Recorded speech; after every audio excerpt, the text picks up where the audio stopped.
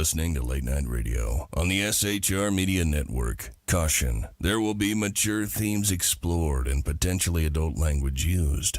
If conservatarian words, phrases, certain concepts, or rhetoric offends you, tune out now.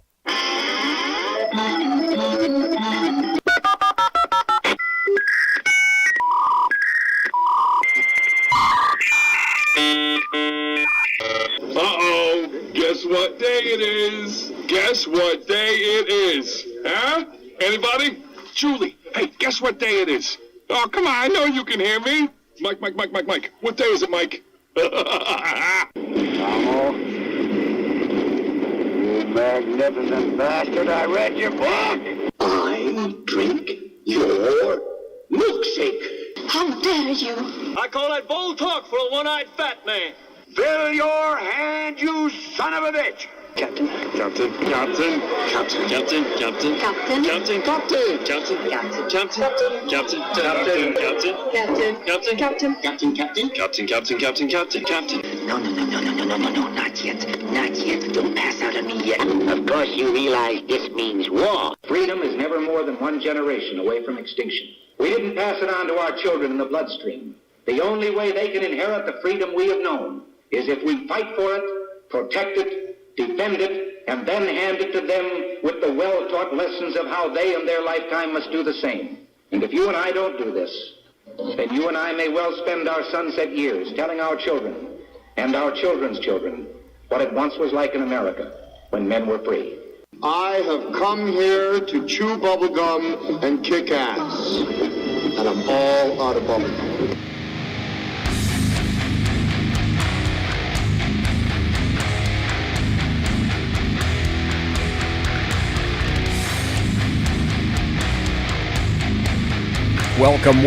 Welcome. Thursday, July 23rd, 2020. I'm back. I'm nationwide.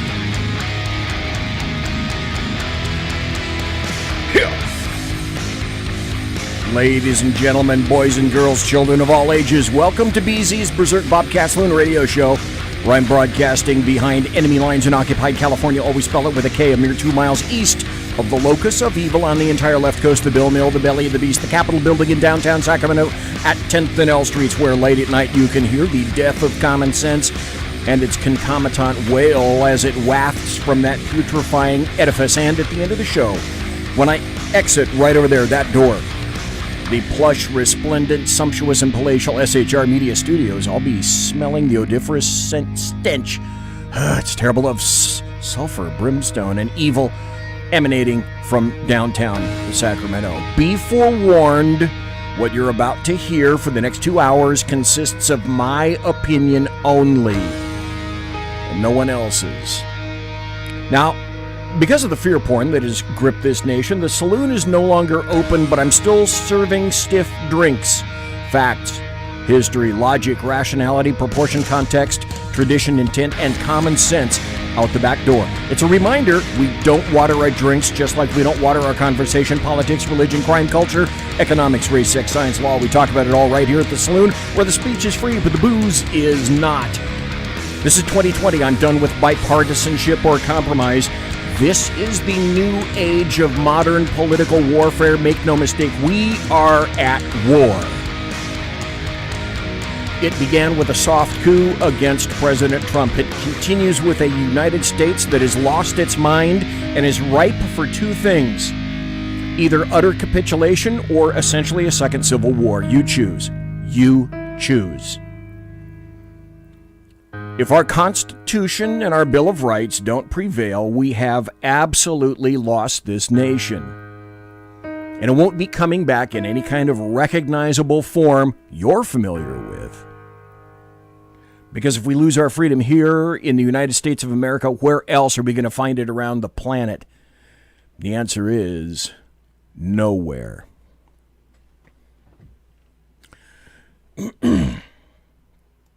Okay.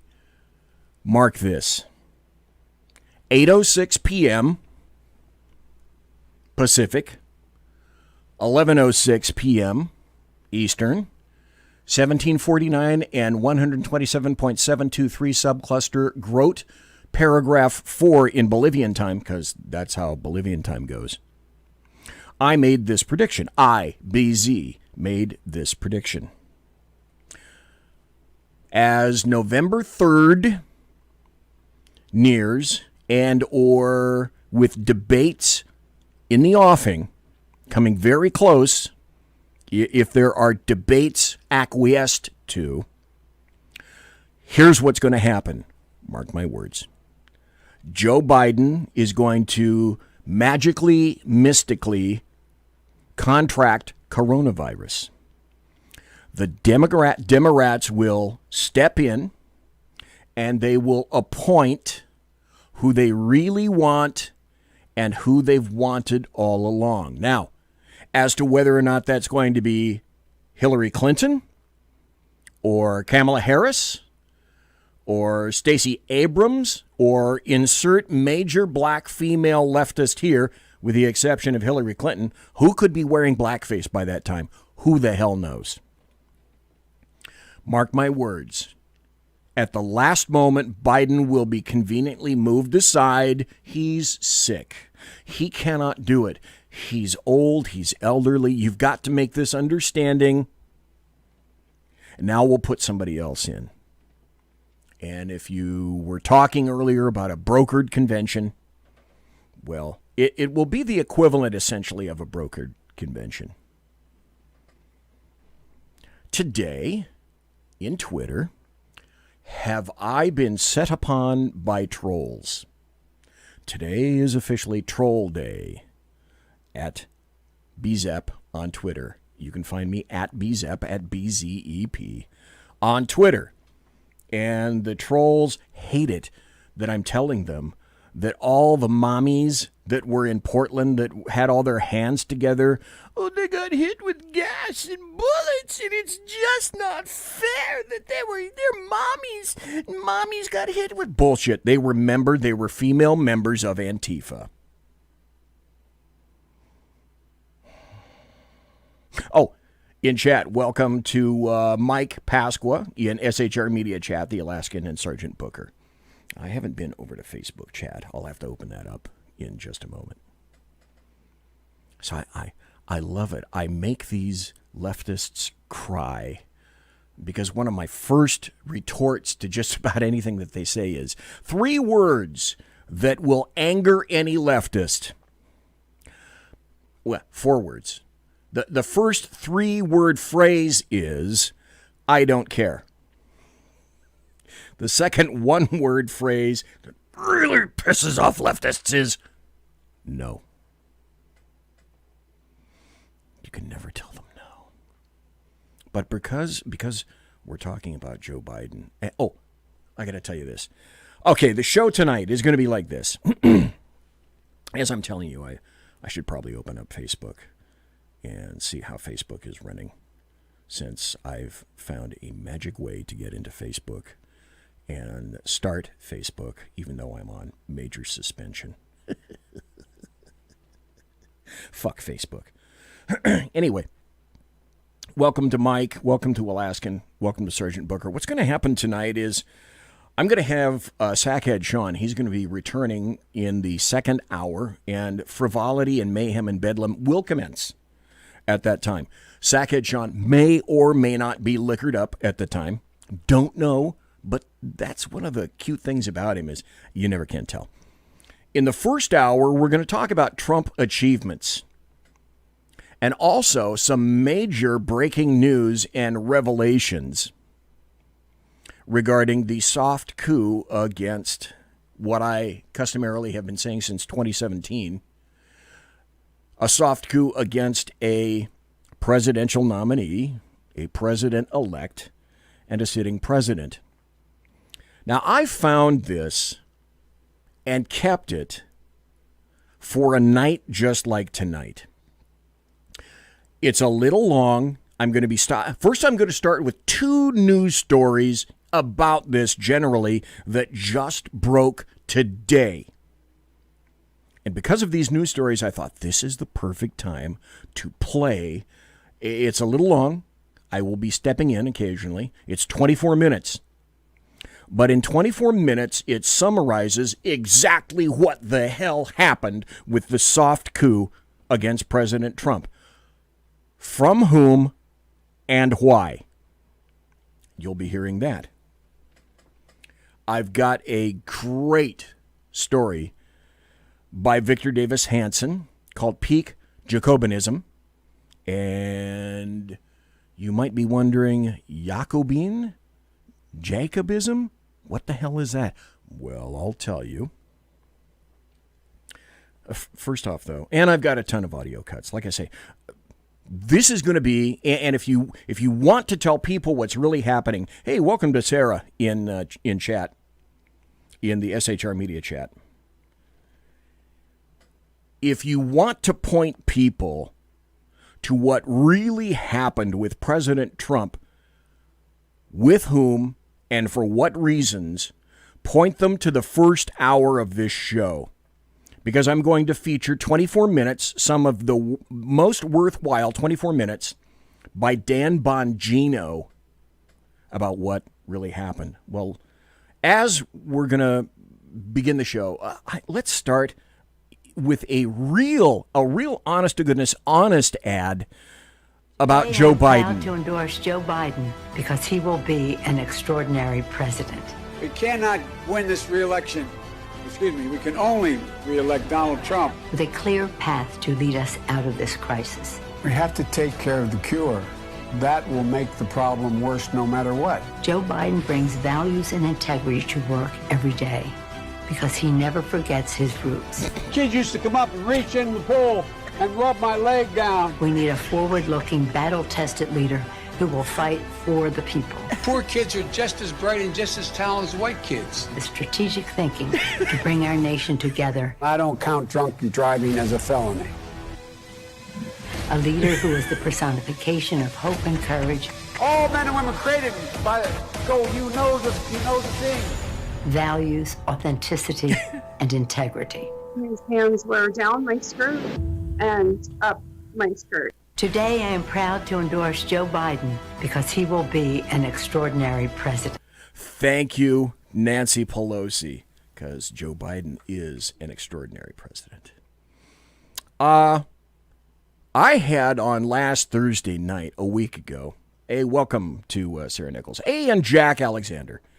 I'm looking for people in Facebook chat. I got a bunch of people watching in Facebook chat right now, but I don't see any convos going on. So I'm looking at Facebook chat on the left here, and I'm looking at the people on a lot of folks in the SHR Media chat. Thanks for being here tonight.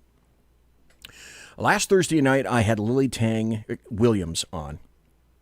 She was living in communist China during the era of Mao Zedong and the Cultural Revolution.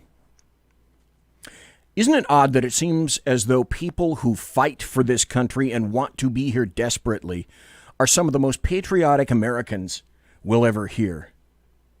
I want you to hear another patriotic American, another person who fought to be here, and somebody that you're not going to hear from the Democrats or primarily any of the other shows. You ever wonder, by the way, why there aren't massive leftist shows that are successful? 2 words, Air America. In this table. Look at our backgrounds. Oh, sorry, we're having trouble playing this video. Oh, isn't that funny? Because Facebook has removed a bunch of things from me. Now I'm going to have to go completely out and completely back in and start again. Because, and you can't tell me it's because Facebook doesn't want you to hear this stuff. I can't tell you how many videos. I'll go back to some of my older blogs and their posts, and the videos that I had there are all gone. YouTube videos all yanked. Let's try it. Una más, one more time. In this table. Look at our backgrounds. Just think that in 1961, as a 13-year-old, by myself, in my way to Spain. I wasn't even coming here. I arrived in this great country And almost 60 years later, I'm sitting next to the President of the United States, talking about the American dream. The only country in the world, no other country in the world, that you can start a business from the trunk of your car. And within a very few years, with hard work, commitment, and all the core values that we learn from this very culture of ours, we can become very important to our future. We can become those people who make the next generation better than the one before. This is the only country. Why do you think you had to close the borders? Because everybody in the world wants to come over here. Nobody's ever forced to come over here. We come over here, in my case, because my parents chose that I would not be indoctrinated by the communist country, by the totalitarian country. Okay, stop right there. Do you see a linking, a common thread here with all of this? I went into great detail last Tuesday night, 2 nights ago, about how the ultimate goal for leftist Democrats, the American media maggots, anarchists, Antifa, socialist Democrats, nihilists, let's throw everything in there, is the reaching of communism. And for those of you who don't believe that that's the ultimate goal, let me expand the worldview a bit. And now let me throw Islamists in there too. Because there is an Islamic proverb that is true in Islam, specifically the Middle Eastern version of Islam as practiced. And I've said for years, Islam is as Islam does. No matter what anybody says, it's about their actions. The second BZ axiom that I've learned from Islam is, this is how it is in Islam. I've had people come back from the Middle East, soldiers who worked for me, tell me pretty much this is one of the first things they discovered. Me against my brother. Me and my brother against my cousin. Me and my brother and my cousin against the tribe. Me and my brother and my cousin and the tribe against everyone else. So let me expand what I said, what people are trying to do to the United States. Yes, communism will be a major portion of it. But make no mistake, this is about the complete removal and the utter downfall of all of Western civilization. Europe, the United States, Australia, any westernized country, that's the goal. Take it all down, burn it. And with that much at stake, now you can see and you can understand why these people who hate America, Ilhan Omar, married her brother to get into this country so that she can corrupt it from within. Make no damn mistake about that. She despises the country that she cheated to get into. She wants to make it like where she was from. Mexicans who come into this country illegally want to make it the country that they were from. That's true with any major group of individuals who come into this country who do not wish to assimilate. They want to make it the country that they were escaping from. Someday they may achieve that. And then the United States is destroyed from within. Let's see. Nancy Pelosi, Chucky Schumer, Joe Biden have a combined 125 years in D.C. politics. And it's all OMB's fault. Everything is OMB's fault in 3 years. And you can tell me it's all coincidence. That's what all these leftist fucksticks are telling me all over Twitter and social media. It's all Trump's fault. They can no more think There is no more thinking, because thinking isn't something that's taught in American education anymore. It's all by rote, massive leftist, and that's essentially not going to stop. I am telling you, Josh and Jack are in Facebook chat watching the show. Thanks for being there. So let's hear something about what's been occurring in the past 3 years. Because Trump has been in office for 3.5 years. What's he done? Other than dodging all the firearms and the darts from the media and Pelosi, who have done nothing in 125 combined years. Let's see. I have a little bit of a list. I had one that was going to read, and I have another one, an official list from the White House, but I'm not going from the one from the White House. I have that on another tab up here. Trump recently signed 3 bills to benefit Native people. One gives compensation to the Spokane tribe for loss of their lands in the mid-1900s. One funds native language programs. And the third gives federal recognition to the Little Shell Tribe or Chippewa Indians in Montana. Trump finalized the creation of the Space Force as our military's branch. Trump signed a law to make cruelty to animals a federal felony so that animal abusers face tougher consequences. Didn't hear about that, did you? Violent crime has fallen every year as he's been in office after rising during the 2 years before he was elected. Trump signed a bill making CBD and hemp legal. Leftists acknowledging any of that? Nah. Trump's EPA gave $100 million to fix the water infrastructure problem in Flint, Michigan, which leftists created and wanted to take zero responsibility for. Under Trump's leadership in 2018, the U.S. surpassed Russia and Saudi Arabia to become the world's largest producer of crude oil. Guaranteed Biden or whatever puppet master is running Biden, they're going to put you back on blood oil and conflict oil. You will never get yourselves off oil if you like pharmaceuticals, plastics, rubbers, and thousands of other things that you enjoy so lovingly in society. From your iPhone, your iPad, etc. But leftists aren't smart enough to know that or remember that. Trump signed a law ending the gag orders on pharmacists that prevented them from sharing money sharing savings, sharing money-saving information. Trump signed the Allow States and Victims to Fight Online Sex Trafficking Act, which includes the Stop Enabling Sex Trafficker Act, which both gives law enforcement and victims new tools to fight sex trafficking. Trump signed a bill to require airports to provide spaces for breastfeeding moms.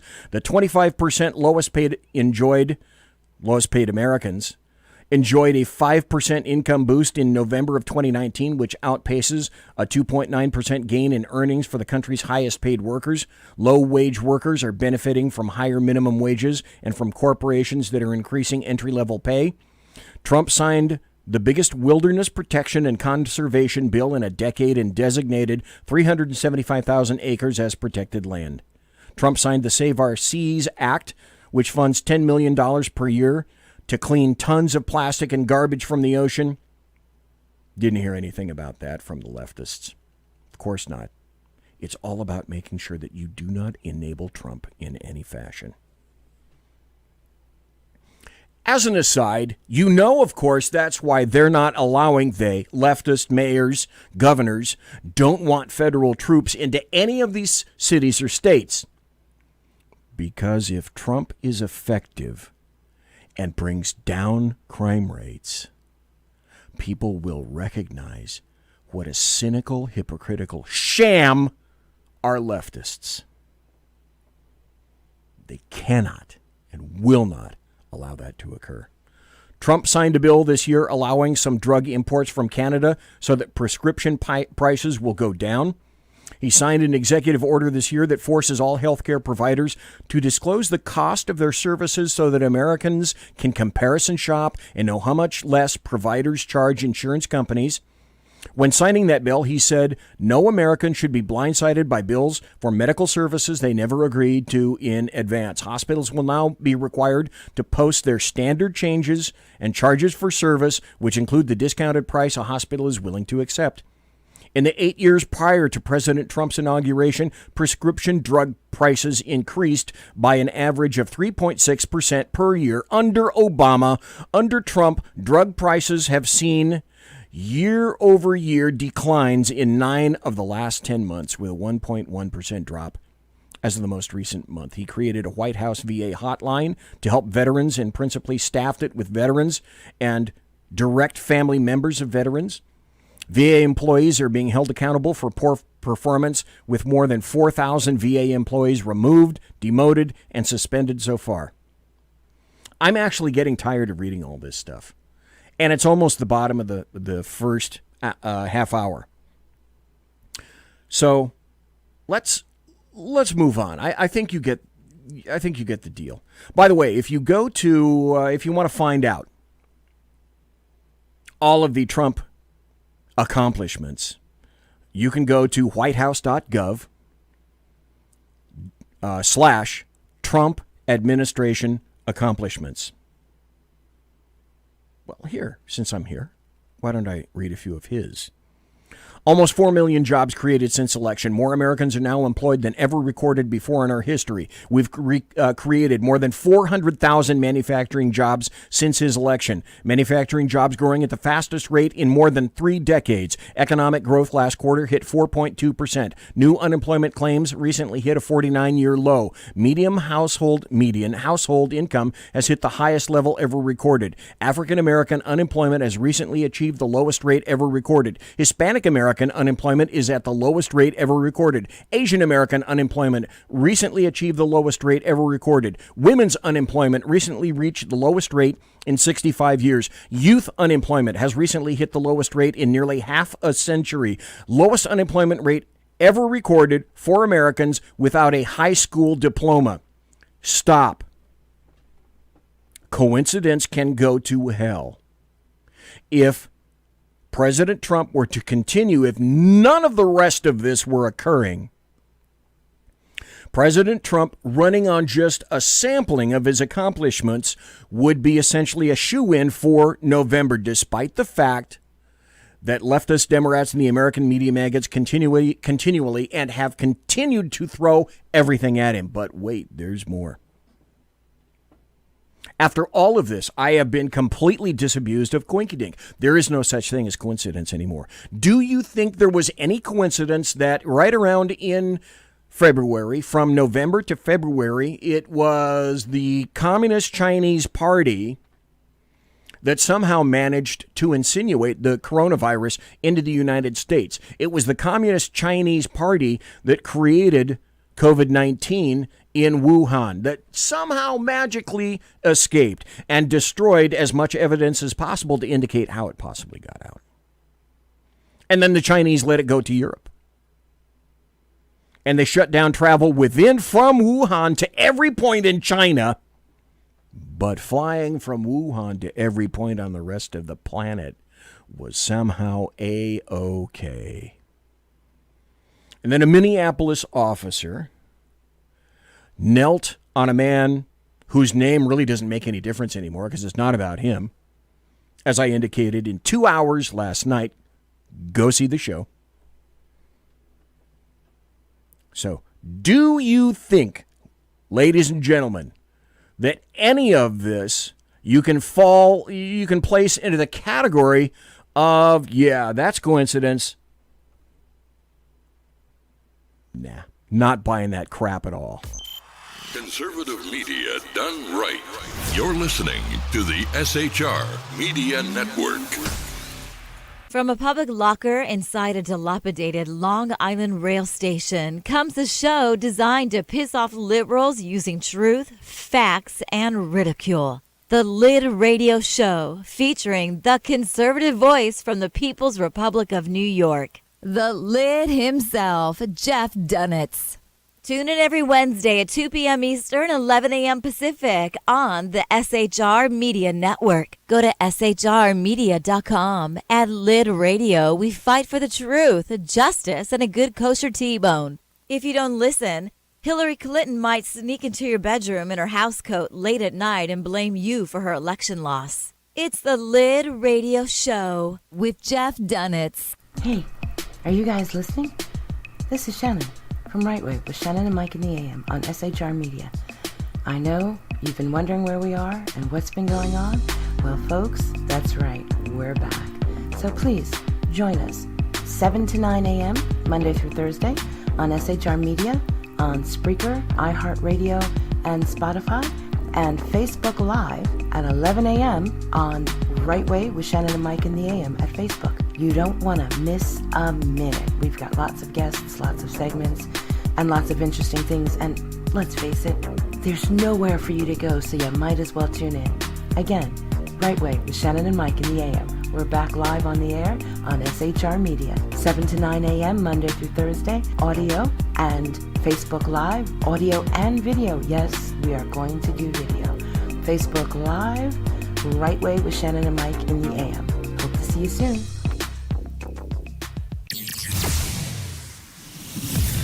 Broadcasting behind enemy lines in occupied California, a mere 2 miles from the state capital, the bloviating Zeppelin's Berserk Bobcat Saloon Radio Show can be heard every Tuesday and Thursday night at 8 p.m. Pacific and 11 p.m. Eastern, only on the SHR Media Network. Go to shrmedia.com to listen. You can also watch on the SHR Media Facebook page and the SHR Media YouTube channel. No goldfish were abused in the making of this ad. Conservative media done right. You're listening to the SHR Media Network. It is he that is me, bringing perspective from across the sea. Join me, Jack Alexander, 4 days a week for the Jack Alexander Experiment podcast, as I take a unique outsider's look at the news and issues affecting life and liberty here in the USA.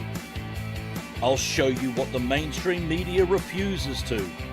Politics, border security, defense, healthcare, travel, nothing is off limits. Catch the Jack Alexander Experiment podcast each Monday to Thursday on Facebook, YouTube, and everywhere good podcasts can be found. Also, check out the website, www.jackalexanderexperiment.com.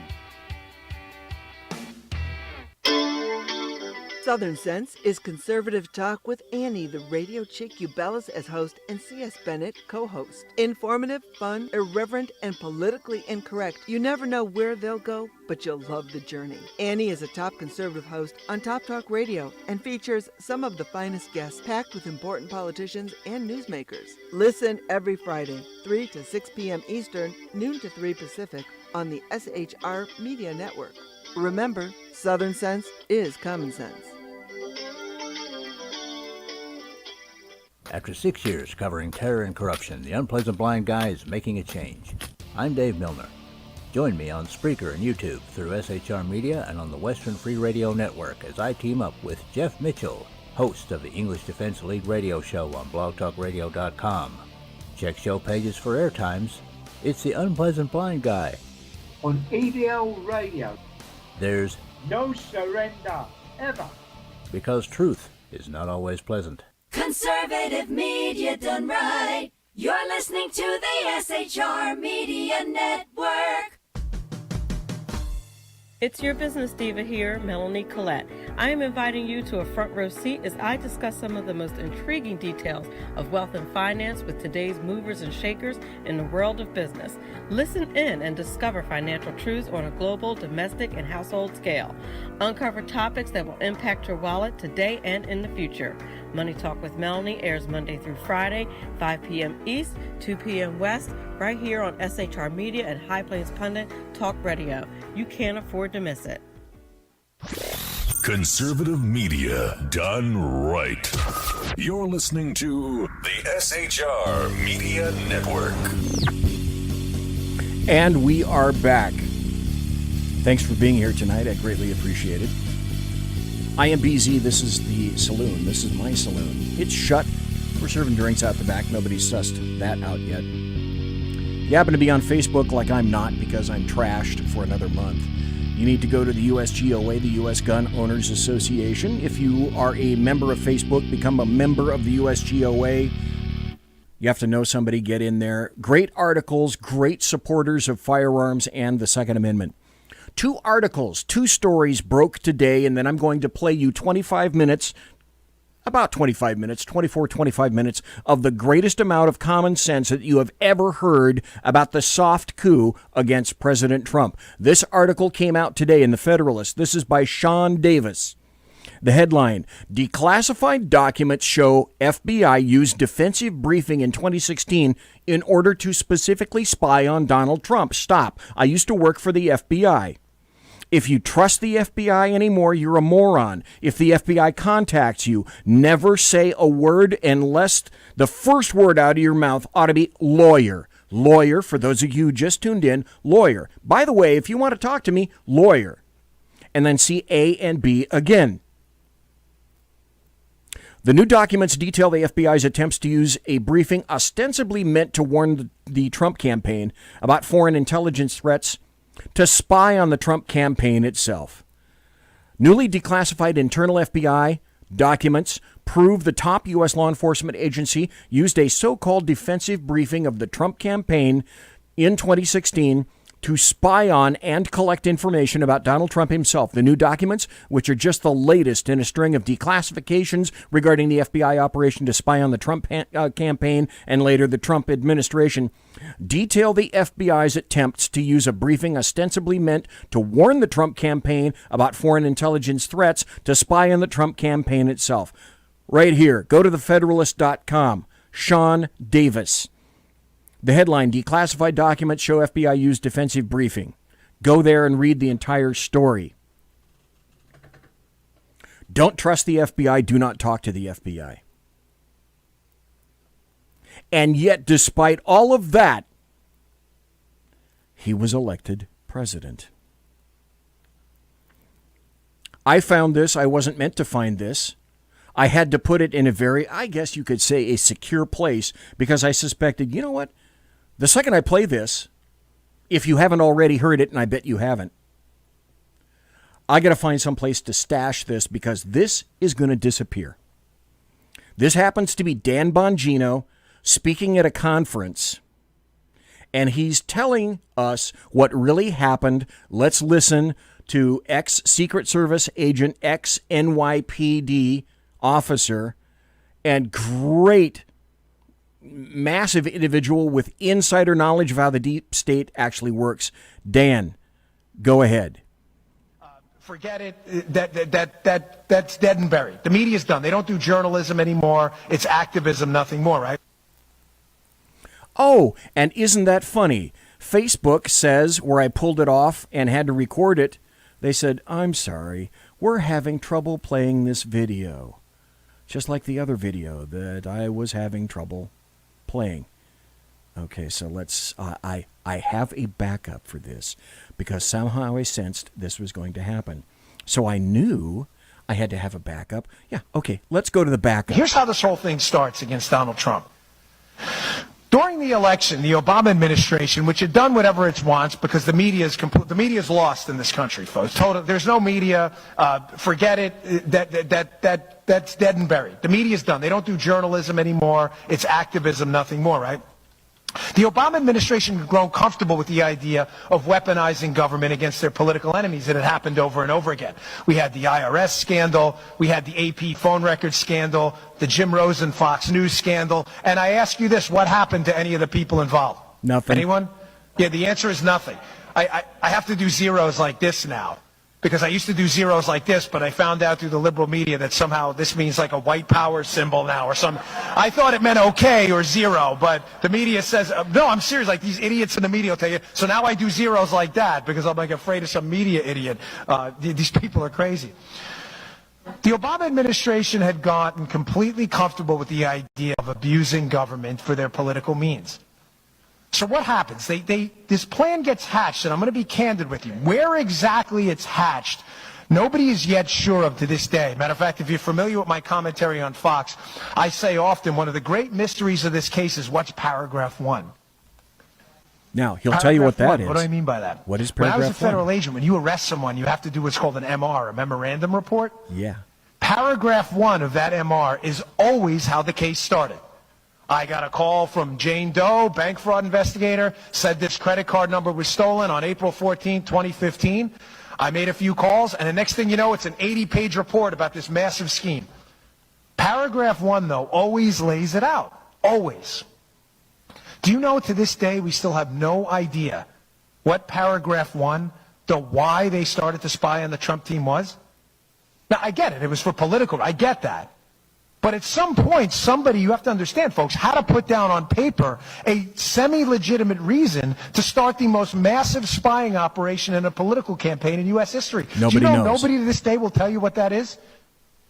I know what it is. You know what it is, too. So the first plan they do to hit the Trump team, folks, is they learn to manipulate these about queries in the NSA database. The NSA has a database of a whole boatload of information, metadata, texts, that kind of stuff. How it works is too complicated in the time I have.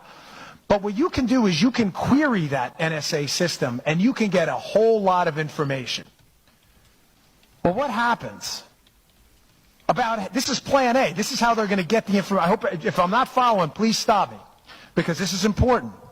The Obama administration figures out that through unmasking, in other words, wiretapping people, pretending they're targeting foreigners, and then querying information in this database, that they can get all the political opposition research in the world that they need against the Trump team. It's beautiful. No one's going to call them out. The media's on their side, right? Yep.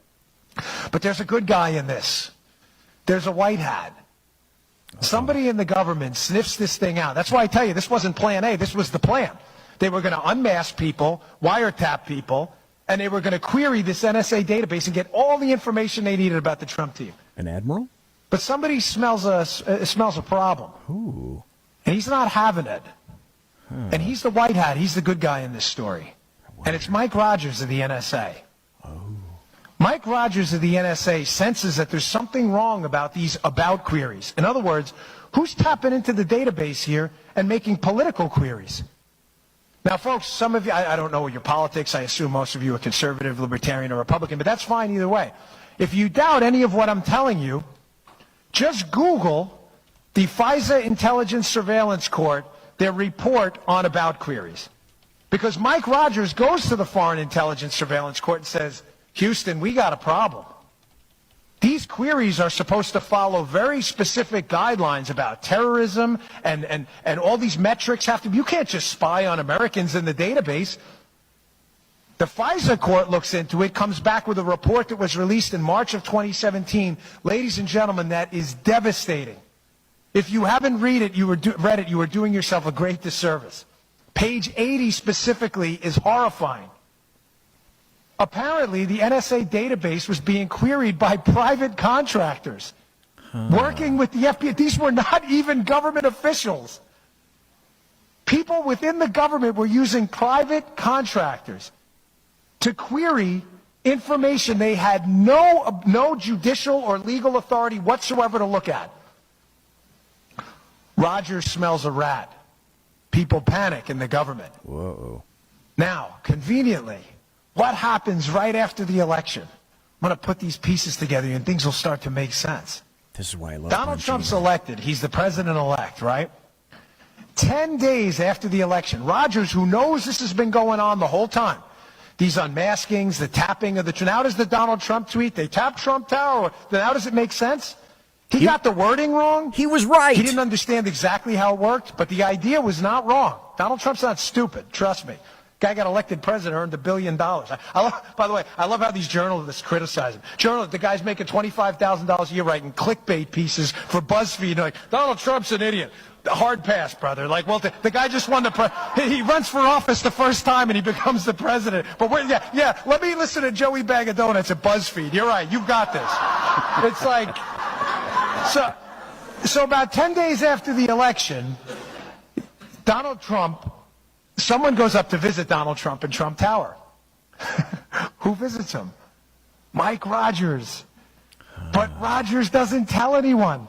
This is going to trip you out totally. He doesn't tell anybody in the White House he's going up there. He visits Trump in Trump Tower, conveniently 10 days after the election, which from my experience in the Secret Service is just enough time for them to go up to Trump Tower, WACA, the White House Communications Agency, for the president-elect, and set up a SCIF where they can talk privately, a sensitive compartmentalized information facility. In other words, a place where no one can listen in. Rogers gives it about 10 days, goes up there, has this big meeting with Donald Trump, and what happens the very next day? Donald Trump evacuates Trump Tower and goes to Bedminster, New Jersey to never return for another meeting. You think that was a coinky-dink? Because like it's he did wired. That by accident? Oh, let's just go up to Bedminster. I got nothing else to do. Now, again, this is all in the book in intricate detail. The greatest spy story ever told, except the fact that it actually happened, and it happened against you. Rogers has this meeting. Trump evacuates Trump Tower. The very next day, the Obama administration... Because that's an excellent point. When people are working against Donald Trump, they're working against you. ...comes out and calls for somebody to be fired. Who's that somebody? Mike Rogers. And they start blaming it on things like drone strikes and other stuff. Like, really? Could you be any more obvious? The Obama administration knows Rogers is the good guy and fills Trump in on this entire debacle. He probably goes up there and says, brother, they're spying on you, like right now. He doesn't know, but now he does. So he leaves. All of a sudden, people start resigning from the federal government after that. Listen to this. You know who also resigns? Bob Hannigan. Now, who's Bob Hannigan? Yeah. Bob Hannigan is the head of the GCHQ, which is the British NSA. Well, why do you think the head of the British NSA would resign right after that Rogers meeting, right after Trump finds out about this massive spying operation? I'm going to tell you why right now. Because we're connecting the dots. I'm not taking a selfie of you. I'm not taking a selfie of myself. I'm going to read to you a headline. This is from CNN. See it right there. I didn't Photoshop this. April 14th, 2017. Remember who Bob Hannigan is. He's the head of the British NSA. British intelligence passed Trump associates' communications with Russians on to U.S. counterparts. You think I'm making this up? That's CNN. I didn't write it. They wrote that. So not only is the United States government in Plan A weaponizing its intelligence community to listen in and computer search the Trump team to hurt them during the campaign for political oppo, they're working with the British and the Australians to pass information about the Trump team onto the Obama administration. Don't take it from me. Take it from CNN. They find out about this. Now, this thing breaks down about halfway through. They move on to Plan B. Sorry, there's a lot more to Plan A, but in the interest of time, I want to get through this because the cleanup operation is important. They move on to Plan B. What's Plan B? They realize Rogers is onto them. They're like, hey, folks, we better ease up on the unmasking and the tapping into the database. People are getting caught. This is probably not good. We're leaving a massive paper trail. And what if we lose, right? They move on to Plan B. Plan B is Crossfire Hurricane. They say, well, listen, if we can't spy on them illegally, let's just spy on them legally. We have this beautiful thing called the FISA court, where we can walk into the FISA court, we can get a warrant on somebody, and when you get a warrant on somebody in the Trump team, they have this beautiful thing for the Obama administration called the two-hop rule. Well, it's for everyone, not just for Obama. Meaning, if I spy on you, and you're a member of the Trump team, I can hop to everybody you emailed, and then everybody they emailed. So basically, all I need to do is get a FISA warrant on the guy cleaning the floors in Trump Tower, and I've got everyone. Because if he emailed his boss and his boss emailed Don Jr., I get everyone. Beautiful, right? Not really. Because they were stupid. They were dumb. And they screwed up. The problem with the FISA court, unlike the unmaskings and the tapping into the database, is they had to produce actual evidence in front of a judge. There was a judge in a FISA court that needed evidence that the Trump team was working on behalf of a foreign power, but critically doing it in violation of at least one U.S. law. Folks, they had nothing. They had zero. Do you understand they, to this day, have absolutely zero, remember, don't do it one hand, it's a big mistake. Media people, you'll be a white power person after that. You always do it that way. They had zero evidence at all. The funny thing, I'm only half kidding. That's how worried I am about the media. They're so crazy these days, right? They had nothing on collusion. Nothing. Zero. So what does the FBI and the State Department and the DOJ do? They say, well, we don't really have any evidence. Let's just make it up. We've got this guy we worked with in the past, this guy Christopher Steele. Now I'm going to do this. I'm not taking a selfie again. I'm not taking a picture of you. Don't you worry. I'm going to read to you another headline. You need to write this down because this one's going to blow your mind. Any of you read the dossier? I have. You haven't, right? How about Not you many guys? People have. You should. It's insane. If you haven't read the dossier, don't you worry. Because the dossier was already written back on April 17th of 2007. You're like, what do you mean? I don't get it. It's 2017, right? No. The dossier was originally written in 2007. BZ, how can this be? This is why I love Bongino. No. I didn't get that wrong. It's written right here in the Wall Street Journal on April 17th, 2007. Who's the author of this critical Wall Street Journal piece? Glenn Simpson and Mary Jacoby, his wife. Glenn Simpson, the purveyor of Fusion GPS. The article is called, How Lobbyists Help Ex-Soviets Woo Washington. Folks, I dare you to take a moment and read that piece. Put it next to the dossier. It's the same thing. It's the same thing. It's the same story. It was written 11 years ago. Glenn Simpson clearly had this information about Russian influence in Washington. He wrote 10 years ago. Read the names in the article. You know who appears in this article? Paul Manafort, all of these players.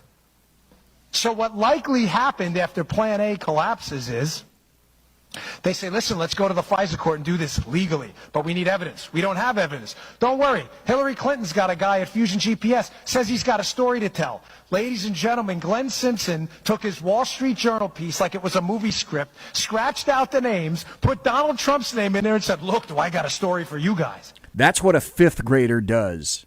When they copy information from somebody else, they change the name of the person they copied to theirs and then submit it. By the way, if you happen to be in SHR Media Chat, I just put a link to that article from the Wall Street Journal in 2007 in the chat room right now. Take a peek. It exists.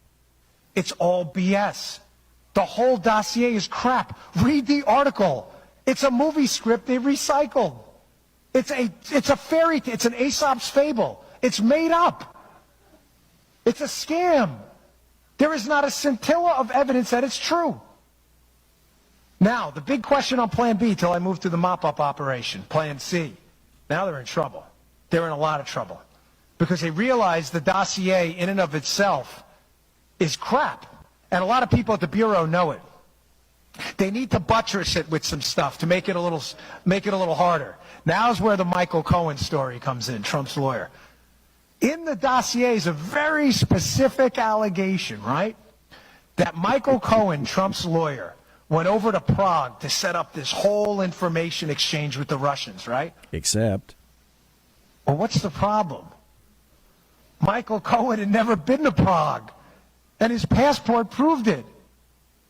Where do you think they got that name, Michael Cohen? Listen. You're darn right. Listen. They probably were in that NSA database looking up a Michael Cohen, and they got the wrong guy. I know there's only one Dan Bongino. I can tell you for sure there are a whole lot of Michael Cohens. Are you right? John Smith, John Brown, Cohen, these are common last names. They got the wrong Michael Cohen. So now you should be asking yourself, who the heck was Glenn Simpson dealing with in the government that gave him that name? And how did they get it? Plan B falls apart too. Plan B falls apart because something happens in November. Donald Trump wins. Uh-oh. Nobody, I'm telling you, take it to the bank, cash this check, and spend the money. Nobody saw that coming. No one. Everybody thought Hillary Clinton was going to get in. This was all going to go away. They were going to appoint their own attorney general, probably John Brennan, and this story is never, ever to see the light of day, not in their lifetimes. But make no mistake, they know what they did. They all know what they did. Every single one of them. So they have to move on to Plan C. Plan C, I call it clean up on aisle 4. Now they're in trouble. They know they've got white hats in the government. I know one of them right now that's still in the FBI. That's unquestionably cooperating with this investigation if you know how to read the tea leaves. And if you read the book, you'll figure out who it is. People start cooperating and talking, and now people are panicking. Now does John Brennan's meltdown after the election make sense? He's the head of the intelligence community who, again, another thing for you to Google, but it's all in the book again. Who do you think John Brennan met with right before the election at the, quote, director level as reported on by multiple media outlets? Bob Hannigan, the same guy from the British intelligence agency that quits right after Trump's election.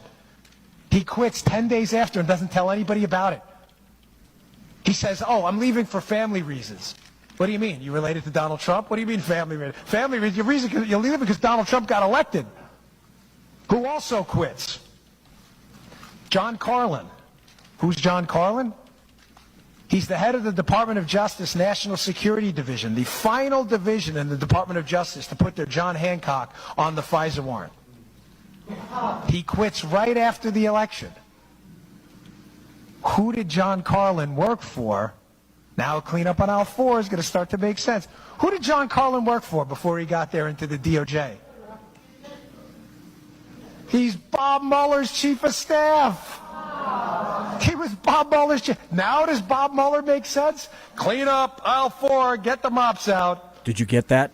Everybody realizes they're all going down. Mueller. They faked the FISA warrant. They have been involved in massive unmaskings. Susan Rice, Samantha Power.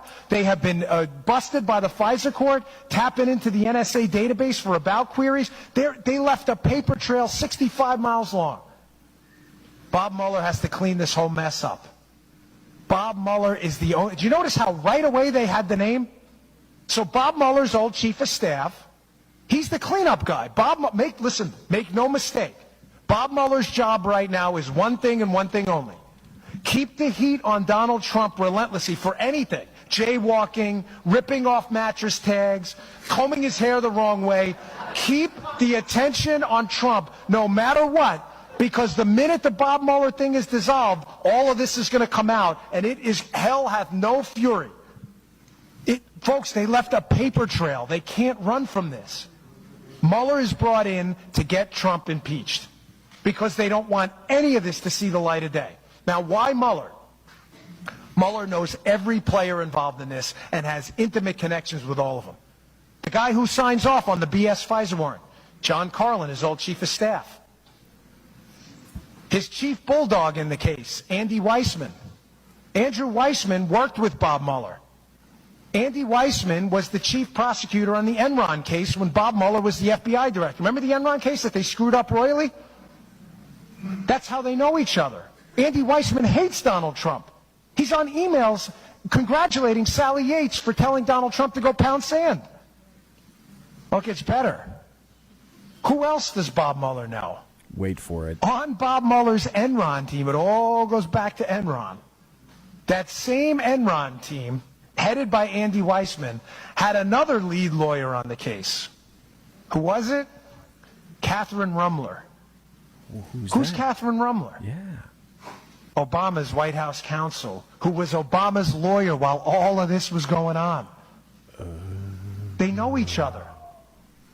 Now, you may say, fine, so Bob Mueller knows Obama's lawyer while this whole Spygate thing was going on. It's all What's the big deal? incestuous. You Google George Nader, Daily Beast, you can read an article today. Just popped today before we showed up. One of Bob Mueller's. By the way, welcome to Michael Fitzpatrick in Facebook chat. Mike, I can't say hi in Facebook chat. I'm suspended for a month. Lead cooperators in this case, who's been selling out members of the Trump team from day one, is a guy named George Nader. Who's George Nader's lawyer? Catherine Rumler, Obama's White House counsel and Bob Mueller's buddy. The lawyer for the lead witness in this case feeding information to Mueller is Obama's White House counsel, otherwise known as the fixer. She fixed everything for them. She was involved in Benghazi. She was involved in the IRS. She was involved in the Secret Service scandal. Just Google her name, put in any one of those things, and who's the person giving the statement? Catherine Rumler, who was also on that Enron task force. Lisa Monaco, Barack Obama's Homeland Security and Counterterrorism advisor in the White House while all of this was going on. They all know each other. Finally, and I'll take some questions. Listen. Your final piece to the cleanup on aisle 4 operation. Who else does Bob Mueller know? Who now has legislative, who has control over this, I should say, right now in the Department of Justice, right? Rod Rosenstein, right? Because Sessions had recused himself, now Whitaker's in there, which was a good appointment, right? A case happens a little while ago, the 10X case. It's around 2015 or so. It happens in Maryland. I'm familiar with it because I worked in Maryland as a Secret Service agent in Baltimore. I wasn't involved in that case at all, but I know the office well. The 10X case goes down in Maryland. The 10X case, a cooperator for the United States government paid $50,000 by the FBI. Comes to the FBI, which... By the way, there will be a break. I'm not going to interrupt this. We need to continue. Troubling information that the Russians are helping the Iranians build their nuclear program, and that there's a company helping Russians get a hold of our uranium. Who? It's called the 10X case. It was the precursor to something you may have heard about, the Uranium One operation. The same players are involved. The case gets thrown out on a BS press release on a Friday night so nobody will pay attention. Everybody's gag ordered, and it all goes away. That the Obama administration, an FBI paid informant, admitted that we were giving the Russians uranium while they were building the Iranian nuclear program and chanting death to America. Who was the lead prosecutor on that 10X case, the precursor to Uranium One? Who was it? Rod Rosenstein. And who's the FBI director? Bob Mueller. Mueller. Folks, they all know each other. This is the biggest scam in American history. Folks, I beg of you, I really do. You cannot let your legislative people, your congressmen or anyone off the hook. Whatever connections you have, you need to keep the heat on this. Because if these people don't go down the right way, unlike the Obama administration tried to do it to us, this will happen again. I'm telling you, what they did was such a grotesque, horrendous abuse of power. It disgusts me to this day, and I will never, ever forget that story about that guy we arrested and his crying kid that morning who wasn't going to see his dad for another year. That's a horrible thing to have to do to someone, and it's a grotesque thing to do to someone, to unleash the power of the federal government when they did nothing wrong. And Donald Trump did nothing wrong. And if you read the book, and by the way, one last thing before I get to the questions. It's not a narrative. You don't have to read it straight through. It's written like a police file. I think that's why it's been selling like crazy. You can read the last chapter first. You can go right, it's written like a police file because the names, like I said, this is an hour-long speech I compressed into 20-plus minutes. The names never stop coming up again, ever. Oleg Deripaska, connected to Vladimir Putin, who's connected to Adam Waldman, a lobbyist who's emailing and texting Mark Warner, a Democrat on the Senate committee. Who's Waldman working for, too? Christopher Steele, the guy working for Hillary.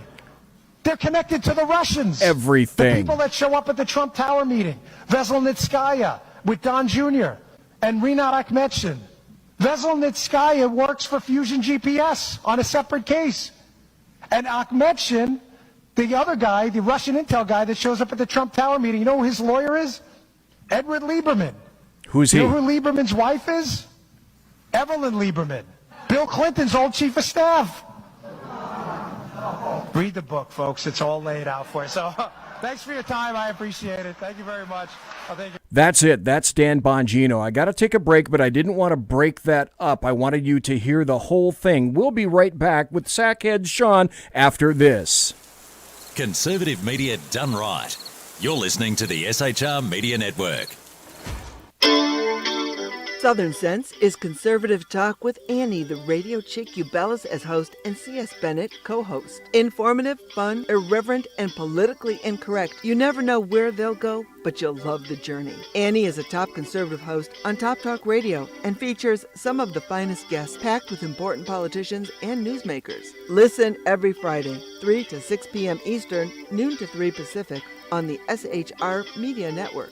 Remember, Southern sense is common sense.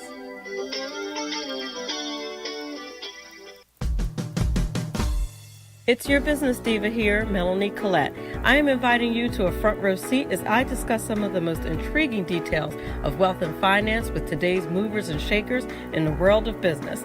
Listen in and discover financial truths on a global, domestic, and household scale. Uncover topics that will impact your wallet today and in the future. Money Talk with Melanie airs Monday through Friday, 5 p.m. East, 2 p.m. West, right here on SHR Media and High Plains Pundit Talk Radio. You can't afford to miss it. From a public locker inside a dilapidated Long Island rail station comes a show designed to piss off liberals using truth, facts, and ridicule. The Lid Radio Show, featuring the conservative voice from the People's Republic of New York, the Lid himself, Jeff Dunnett. Tune in every Wednesday at 2 p.m. Eastern, 11 a.m. Pacific on the SHR Media Network. Go to shrmedia.com. At Lid Radio, we fight for the truth, justice, and a good kosher T-bone.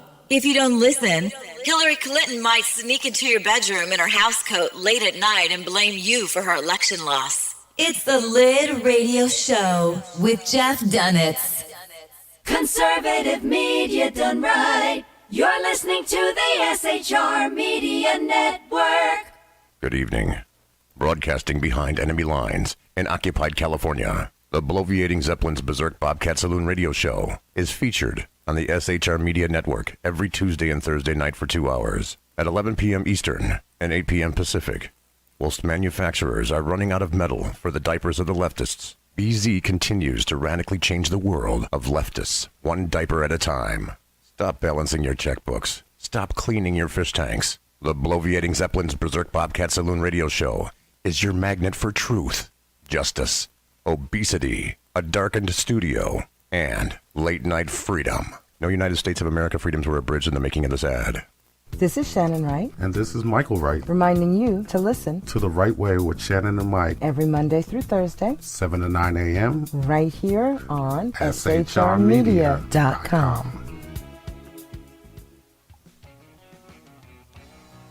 Join me, Jack Alexander, for the Jack Alexander Experiment podcast, as I take a unique outsider's look at the issues affecting the USA. I fearlessly take on the issues that everyone else is too scared to touch.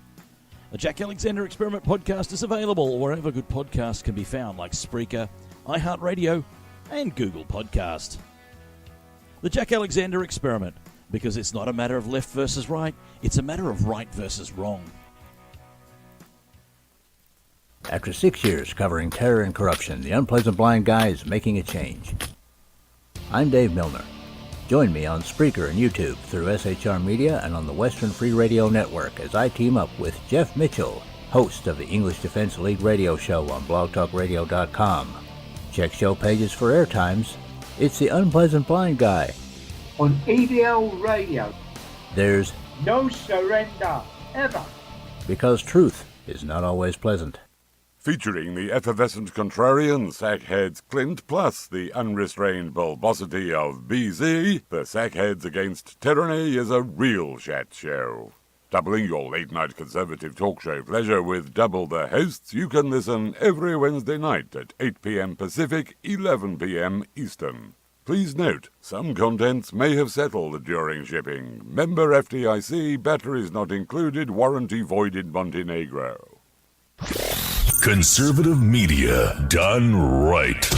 You're listening to the SHR Media Network. And we are back. It is now the second hour on the bloviating Zeppelin's Berserk Bobcat Saloon radio show, live and direct right here from the SHR, the sumptuous, palatial, and resplendent SHR Media Studios, where directly across from me I have newly minted Sackhead Sean, who was away, but now he's here, and he's back, and he's nationwide.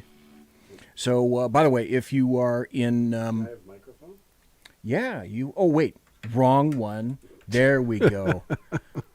Okay, good point. Good, BZ. Like a typical leftist. Yeah, good, BZ. Oh, no, we're giving you all the coverage you need. Kill everyone, yeah, BZ. Just hold me back there, BZ. Right, sure. Don't let anybody talk, BZ. Look, at your age, I can't expect you to operate electronics well. Well, unfortunately, that's very true. Okay, now somebody in chat says, hey, are we taking calls? Sure, we'll take calls.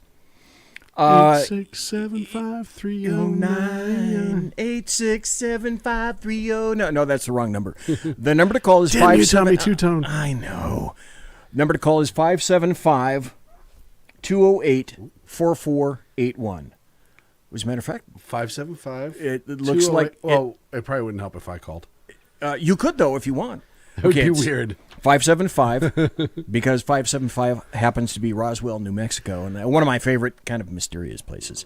575-208-4481. That number in Venezuela you can't connect to. The number in Bolivia, because they're on Bolivian time, it just doesn't work. And if you happen to be calling from Las Vegas, 575-208-4481. If you're calling from Britain, the number is 7. Yes. Here's a partial score. Green Bay, 10. And welcome to, let's see, what do we got? Alaskan in chat, Sergeant Booker in chat, Jack Alexander in chat, Simone Says in chat, Whiskey Dale in chat, Iggy Mom in chat, Sarah Nichols in chat, Real Mike Pasqua in chat, and 2 viewers who are masked because we don't unmask people here. In Facebook chat, we have Maria, welcome. And Josh was here for a time, Jack Alexander. I have not seen Jeremy Hansen, but that's okay because nobody's seen Jeremy Hansen. He's moving. The Squatch has. And he'll be... Oh, that reminds me. Yes. That reminds me. Okay, for next week, I'm going to have what I was going to have tonight, but a couple of stories came out, and I decided, we're going to go with the cool story. So I'm going to have a massive coronavirus update on Tuesday night. Probably take about the entire 2 hours. I'm going to have a guest in from... By then, the numbers are going to be down to 8. Christ. Lordy. You want to talk about the scam of scams. Oh, God. Yeah. In any event, I'll be devoting...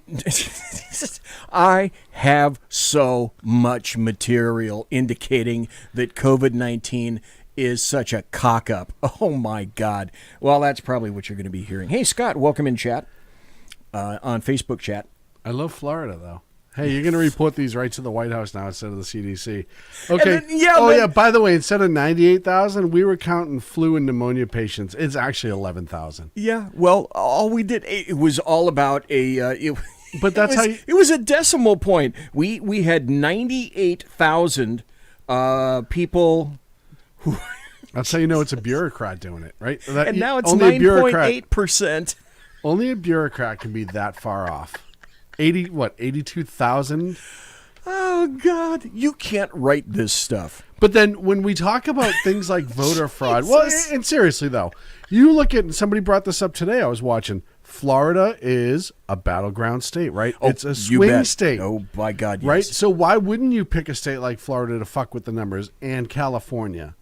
Because you want people in those states to be angry at this president. Angry, pissed off, withheld, held down, economically busted, I burst. You want them bankrupt and pissed. I guarantee you there is political espionage going on with COVID. Oh, there's no questions asked. You can't tell me that any of these major shit sticks that are speaking almost anywhere. And see, here's how you can tell, folks, that certain individuals are telling the truth. If you want to find out who's telling the truth about COVID-19, what I call Wuhan 19, look and see whose videos are being removed from Google, from YouTube, from Facebook, from Twitter.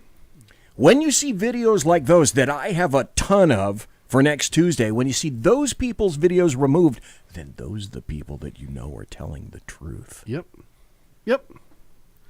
That's the sad and scary part, but that's where we live. Oh, my God. Oh, and I was going to say also next Thursday. Well, and you look at, and I want to speak about this because I won't be around for next week's COVID show. You know, the reality of the situation Are you not feeling well? But the reality of the situation is if you are a leftist, i.e. Gavin Newsom, and you want Trump to hurt and make people more dependent on the government to take care of you, what do? Keep everything closed. Yep. Especially the schools. You can say you can open all these businesses, but what happens when all of these schools are closed, which they will be for the first part of the year, and you have social distance learning and people can't go back to work because their kids are home all day? Right, and somebody's got to watch the kids. Right. And so then what happens? Well, now the economy's not opening back up. Schools, we open schools.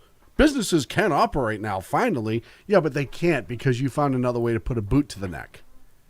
And I said, this is absolutely 100% political. It's all political. I said it last year. I said it in 2016. Anything and everything that occurs in an election year is all about the election, no matter what anybody says. And if they say different, then they can go to hell. I can't tell you the wars that I've had on Twitter today with all sorts of people that, and like I said in the first hour, all I have to do to respond to any of these little leftist fuckers is say, either 3 words, I don't care. Right. Oh. How dare you not care? And then I also say no. So, hey, we got somebody on the line. Who is it, mystery caller? Come on in. Are you there? I am here, BZ. This is Mike. Okay, Mike, what do you got, sir? Do you have COVID-19? Do you have the flu? No, you mentioned earlier about voter fraud and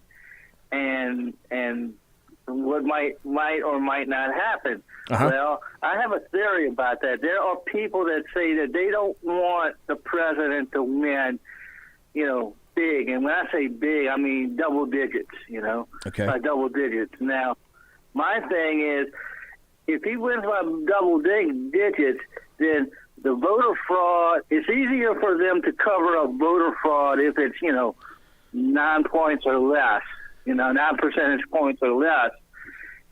Right. Hugh Hewitt wrote a book. Perfect. Hugh Hewitt wrote a book called If It's Not Close, They Can't Win. That's a perfect illustrative point of that. Mm-hmm. Agreed. Yep. That's the thing. And we know they're going to do it. And as far as the schools closing, the thing is that they're going to try and keep these schools closed. But what about the private schools? And what about the religious schools? Here's the thing. Here's the thing, though. And even for those schools, in order to operate, they have to get approval from the state government still. There you go. So they can and essentially what happens when you're in a private school, they can't do as much, believe it or not, with the curriculum as they can with their operation opening and closing, because it's a place where people congregate. That now you have state mandates that are put in place. Oh, you have to have this amount to this amount to this amount. Or if you're in a school with children, you cannot have classes in session because of the potential threat of COVID, blah, blah, blah, blah, blah. But they still answer on some levels to the State Department of Education, which answers to the executive branch of that state. Well, everything about other than the virus, everything about COVID is what I term as bullshit. Yeah. Oh, yeah. No, I agree with you. Look, it's not. Is it a scary virus? Sure. If you're sick or you're or elderly, or like I worry about BZ all the time. He's practically 100 years old, and I'm afraid that the wrong sniffle will take him out. But it's no different than the flu. I'm not feeling well. You don't look well. I'm a little peaked. It's no different than the flu, or when Ebola ran through a couple years ago, or all these other things that we had. This is one that, and we're seeing, look, even as you watch these numbers go up, which the Florida thing explains why numbers are going through the roof, but deaths were not. The Florida thing explains that, right? Because people weren't having COVID. They weren't dying from it. They had pneumonia, which is very treatable in most people. And they had, what was the other one? It was pneumonia and something else. Flu. Right, just standard flu. So those are very treatable things that people were being treated for on top of COVID. So, and I think I said this to you a couple weeks ago, is these numbers are spiking, but deaths are not. So have we started to grow some sort of antibody naturally just from it being in the air?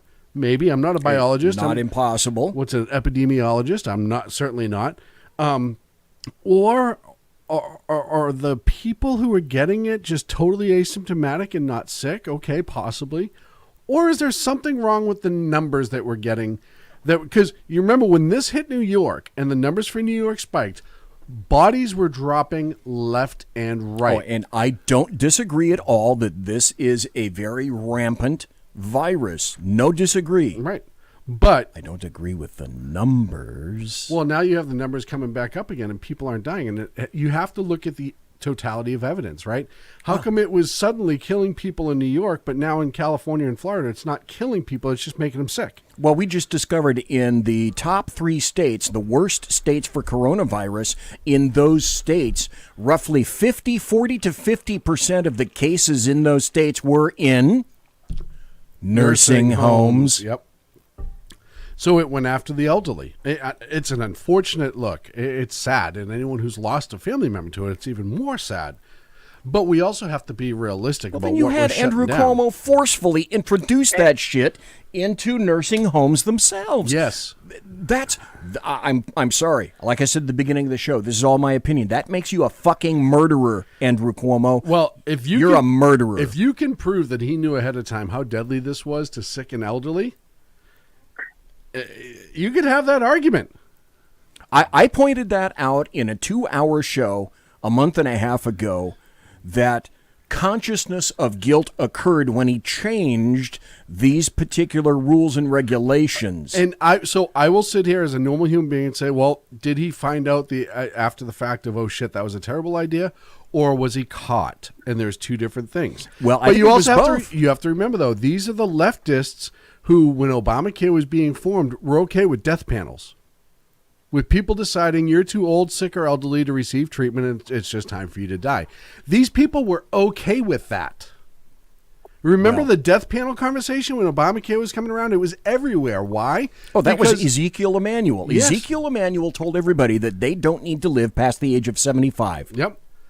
And, of course, they want the sick and elderly because that cuts Medicare way down and the cost of health care way down, and then they can pay for it easier with higher taxes and less people alive. Right. Just go the hell away. So, these are the same people who were okay with that. So it has to beg the question, and Cuomo was a huge Obama leftist. He still is.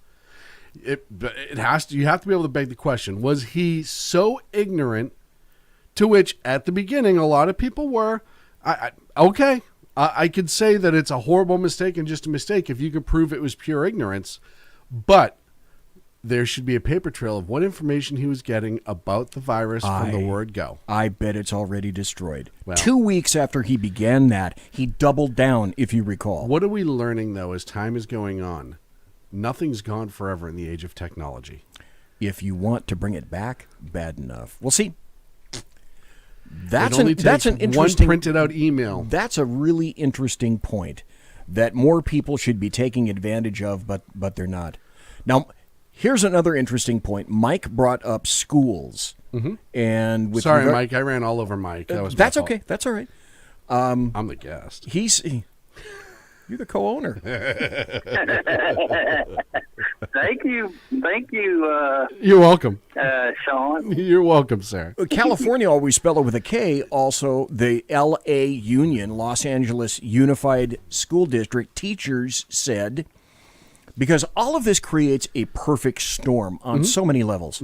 So they said, because remember, folks, it's all about the kids. When you think it's about the teachers, no, it's all about the kids. Until it's about all the teachers, because the teachers say they're not coming back until, defund the police. Yep.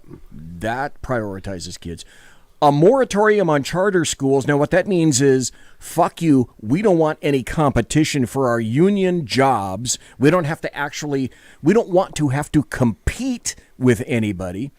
Financial support for undocumented students and families. They already get it. Yeah, meaning that, the more people we have in our classrooms, legal or illegal, the more money we get, which means our cushy jobs in the union also get COLAs along the way, federal Medicare for all, and a state wealth tax. So tell me what a state wealth tax and defunding the police has to do with getting kids back. Oh, it's eating school. What better way in California? What better way to educate young children is to eat the rich and give everything away and then get yourself a raise. That fixes every fucking thing. Yeah, because why not? So, but you have to look at when you start talking about teachers unions. Look, my kid's school, and I won't say what school district they go in, but it's probably like out of liberal cities in the state of California. It's pretty high up. I'd go along with that. Yeah. But it's in California. That's always spell it with a K. That's all you need to know. It's in California. I call it Diet Berkeley. But I said it's true. But I said, when they said they're going to close the school for the first half of the year and it's all going to be distance learning, I said, okay, what about parents that have to work? And they said, well, they're trying to come up with some sort of plan to help, mandatory employees as long as you can prove that you're a mandatory employee. But then I said, okay. And they said, but there'll be a cost for that daycare. They haven't figured out numbers yet, but if you're a mandatory employee, they're going to be opening up a daycare that's not run by the school, but it's at the school, but it's different than the school itself. And I said, okay, so all the money that the schools are saving by not opening up these schools all the way, by not paying support staff, food, you're not paying for food because you're not feeding kids, is all that tax money going to go back to the citizenry? And the answer is no. no. You got to think about how much a school district takes to run just for buildings and grounds. Yeah, okay, you can mow the lawn once a month now and get away with it. Your AC's not running. The cost of running that AC both month to month and the wear and tear before you have to replace it. You're not staffing a kitchen. You're not staffing kitchen staff. Janitorial costs. Electricity's way down. Yep. Right? Building and grounds. Electricity alone. So gas, water, electricity, gas for the vehicles that it takes to drive around and fill those up and take care of the school districts. Regular maintenance is now gone. That is, for half a school year, a shit ton of money. And what are you going to do with that money, school districts? How are you going to use that money to help those students who are in a bad way because mom and dad have to work? How? Well, like you it's said, all about the kids, isn't it? Sure it is. Right. It's a perfect storm. It's all about on so many levels. It's all about the kids until it's about the teachers. And this isn't a knock on teachers, it's a knock on teachers' unions. And I know plenty of teachers that feel this way about the unions, by the way. Because what the unions end up doing is, it's usually, here's who gets elected, and this is almost every union. Here's who gets elected to your union leadership. Somebody with 5 to 10 years left in their tenure. They've been in the district for a long time. They probably started as a secretary because they wanted to get their foot through the door. They spend half their year now at these union conventions and not in the classroom. So the school district is paying for subs for them versus the union that should be paying for the subs, but that's neither here nor there. And these people are focused on getting themselves the most money they can until they retire. So their last 5 to 10 years, all they're trying to do is get their 3 top step years. So when they retire, they have the most money in the bank. Well, and they also know the system. And once you know the system, you're in like Flint. And they don't care about the kids. Oh, well, the kids are the last element in any equation, especially in the year 2020. And once again, this isn't the regular teacher who actually cares about their students and does it for the right reasons. These are the people that love their students so much that they do anything to get out of the classroom and go to Vegas for a convention and give themselves a raise. I'm serious. No, I know you're serious. They're union assholes. That's exactly what they do. I'm fully cognizant of that. That is what they do. You see somebody in the union, they haven't seen a classroom since they got elected to the union. And half of them aren't even like regular teachers. They teach like underwater basket weaving when they have 1 class a week. But listen, that can be pretty important, can't it? Yeah, I know. Yeah. I know. Hey, Rhett Rasmussen in Facebook chat, welcome, and it's good to see you. I've never seen you here. Well, I've never seen you here in Facebook chat before. I mean, I know who you are, but hey, come on over. I'm on Facebook suspension for a month. If you can, Rhett, anybody, come on over to shrmedia.com. Jump into the chat room there because I can actually respond. If you want to stay in Facebook chat, that's cool too.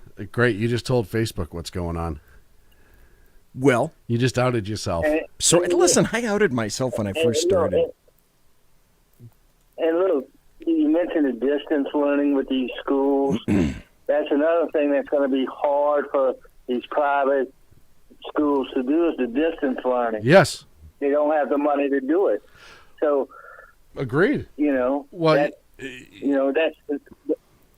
go ahead.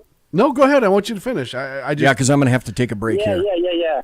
That's it. And before I let you go, I did did you see what happened in Ventura, California, with that apartment building over there? I put the story into the chat, SHR chat room. I didn't see it, but maybe BZ can brief me on it during the break. It's public housing. See, this is another reason. Okay, we'll get into that after the break. See, this is another reason, folks. The government wants you beholden to itself, because the more you suck at the government teat, the more the government can easily pull away from you. Yep. The government giveth, and the government taketh away. And that's their job. Okay, we are going to take a break. I am BZ, that is Sackhead Sean over there. Thanks for being here. You're welcome. The chat room. You are lucky to have me. Do you think I was talking to you? Oh.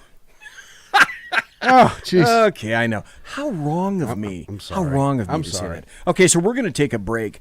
I will be back with Sackhead Sean. We're going to get into another element of, something happened in Houston recently that is actually kind of laughable, but on the other hand, something extremely serious is going on, and very few people are paying attention to it. We'll be right back after this. Conservative media done right. You're listening to the SHR Media Network. From a public locker inside a dilapidated Long Island rail station comes a show designed to piss off liberals using truth, facts, and ridicule. The Lid Radio Show, featuring the conservative voice from the People's Republic of New York, the Lid himself, Jeff Dunetz. Tune in every Wednesday at 2 p.m. Eastern, 11 a.m. Pacific on the SHR Media Network. Go to shrmedia.com. At Lid Radio, we fight for the truth, justice, and a good kosher T-bone. If you don't listen, Hillary Clinton might sneak into your bedroom in her housecoat late at night and blame you for her election loss. It's the Lid Radio Show with Jeff Dunetz. Hey, are you guys listening?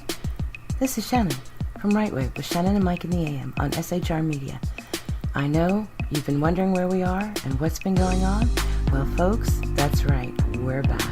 So please join us 7 to 9 a.m. Monday through Thursday on SHR Media, on Spreaker, iHeartRadio, and Spotify, and Facebook Live at 11 a.m. on Right Way with Shannon and Mike in the AM at Facebook. You don't want to miss a minute. We've got lots of guests, lots of segments, and lots of interesting things. And let's face it, there's nowhere for you to go, so you might as well tune in.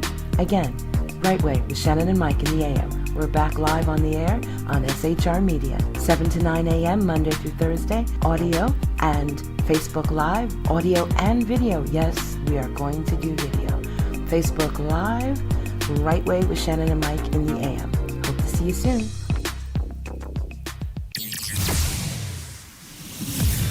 Broadcasting behind enemy lines in occupied California, a mere 2 miles from the state capitol, the bloviating Zeppelin's Berserk Bobcat Saloon Radio Show can be heard every Tuesday and Thursday night at 8 p.m. Pacific and 11 p.m. Eastern, only on the SHR Media Network. Go to shrmedia.com to listen. You can also watch on the SHR Media Facebook page and the SHR Media YouTube channel. No goldfish were abused in the making of this ad. Conservative media done right. You're listening to the SHR Media Network. It is he that is me, bringing perspective from across the sea. Join me, Jack Alexander, 4 days a week for the Jack Alexander Experiment podcast, as I take a unique outsider's look at the news and issues affecting life and liberty here in the USA. I'll show you what the mainstream media refuses to. Politics, border security, defense, healthcare, travel, Nothing is off limits. Catch the Jack Alexander Experiment podcast each Monday to Thursday on Facebook, YouTube, and everywhere good podcasts can be found. Also, check out the website www.jackalexanderexperiment.com. Southern Sense is conservative talk with Annie, the radio chick you bellows as host, and C.S. Bennett, co-host. Informative, fun, irreverent, and politically incorrect. You never know where they'll go, but you'll love the journey. Annie is a top conservative host on Top Talk Radio and features some of the finest guests packed with important politicians and newsmakers. Listen every Friday, 3 to 6 p.m. Eastern, noon to 3 Pacific, on the SHR Media Network. Remember, Southern Sense is common sense. After 6 years covering terror and corruption, the Unpleasant Blind Guy is making a change. I'm Dave Milner. Join me on Spreaker and YouTube through SHR Media and on the Western Free Radio Network as I team up with Jeff Mitchell, host of the English Defense League radio show on blogtalkradio.com. Check show pages for airtimes. It's the Unpleasant Blind Guy. On ADL Radio. There's no surrender, ever. Because truth is not always pleasant. Conservative media done right. You're listening to the SHR Media Network. It's your business diva here, Melanie Collette. I am inviting you to a front row seat as I discuss some of the most intriguing details of wealth and finance with today's movers and shakers in the world of business. Listen in and discover financial truths on a global, domestic, and household scale. Uncover topics that will impact your wallet today and in the future. Money Talk with Melanie airs Monday through Friday, 5 p.m. East, 2 p.m. West, right here on SHR Media and High Plains Pundit Talk Radio. You can't afford to miss it. Conservative media done right. You're listening to the SHR Media Network. And we are back. I am BZ, the bloviating Zeppelin. That is Saculus Hedibus Shaunibus over there, one each, playing drums with the rulers. Wait a minute, is that what they are? Playing drums with the rulers! Playing drums with the rulers! As well he should be. I am on suspension in Facebook, folks, until the late portion of August. Aha, bitch. I know. But if you happen to be in Facebook, you can go and become a member of the USGOA, which is the U.S. Gun Owners Association. If you like tactical reviews, if you like great firearm stories, stories about current events, and, of course, about the Second Amendment, all things tactical and firearm, Second Amendment, USGOA, U.S. Gun Owners Association. Quick like a bunny, go over there and become a member on Facebook. I am a member. I just can't get to Facebook. Yeah, you're like the drunk guy who can't golf at the golf club. You paid your membership, but you just keep getting fucked up so much that they just won't let you back in. Well, and the other thing is, the thing I found out is, fuck, I can want to go to the golf club, but CHP keeps pulling me over for dues. Every single time. What the hell is up with that? Every single time. Can't even get to the damn golf club. $10,000 a month, and my fees are going for nothing. Damn you, CHP. And they're hooking you for a deuce that was 3 months ago. I know. I know. The only thing I that can they already say hooked you for. Hey, listen. That's what Facebook did to me. Yeah. I told you that's this story. what I mean. Yeah. No, that's exactly what I meant. Exactly. That's what you were referring to, folks. If you hadn't heard my sob story, it goes like this. I got 3 days suspension in early June, because I said, and this is a direct quote, I said, and Sarah's been quoting me all night in there, I said, Americans are fucking stupid. Now, I didn't say it on a major post on my site. I didn't say it on a major post in somebody else's site. That was a reply to somebody in a comment in another section entirely. That wasn't even my post. It was me responding to someone about another post that I didn't make and I didn't create. All I said was Americans are fucking stupid, which they are. Mm-hmm. And then 3 days. Now, I get returned by Facebook on July 7th or 9th or something like that. And then I say something on Facebook like, bitches, I'm back. back. Well, apparently that pissed him off because a couple of days later, they suspended me on the 15th you're suspended for 30 days for saying Americans are fucking stupid. Here, do you want to reply? Oh, you bet your ass I want to fucking reply. So you just suspended me, motherfuckers, for the same thing twice. Just breed, crickets out in the field. Oh, you'll never hear anything about that. We know that. We know that. You'll never hear anything. Yeah. So what I have been doing, though. It still makes me laugh. I know it is. I can laugh about it now. It wasn't fucking funny then, but I can laugh about it now. No, you were a real bitch about it then. I was a big Yeah, C-word. you were. Yeah. I was not easy to live with. You were like yelling at me through text, and I'm like, oh yeah. I'm not. All of a sudden, and you're getting things from me as all caps. I was like, dude, BZ never sends shit all caps. I was like, why are you yelling at me right now? Like, I'm not Mark Zuckerberg. I have no fucking clue. I didn't do that crap. It's my job to figure out how we get you around it, which I did, but like I know. No, we didn't. There's nothing that's going on right now to go around it. No, no. We are. Everything's on the up and up. Everything's on the up and up. We are. But what did I tell you? Facebook. What did I tell you? And I've said this about Facebook time and again. You can bitch and moan and be pissed all you want, but they're going to keep doing it. Well, yeah. Right? And there's nothing you can do about it. Unless Congress decides to act, there's literally nothing that can be done. The only thing you can do to Facebook is not use Facebook. That's it. It's like what's happening with Twitter right now. Well, okay. Maybe this is a time. Oh, boy. Maybe this is the time to have this conversation. Okay, birds and the bees. So BZ. Yeah. Okay, first you have... It's like Shark Week. Yeah. Shark pickles. You're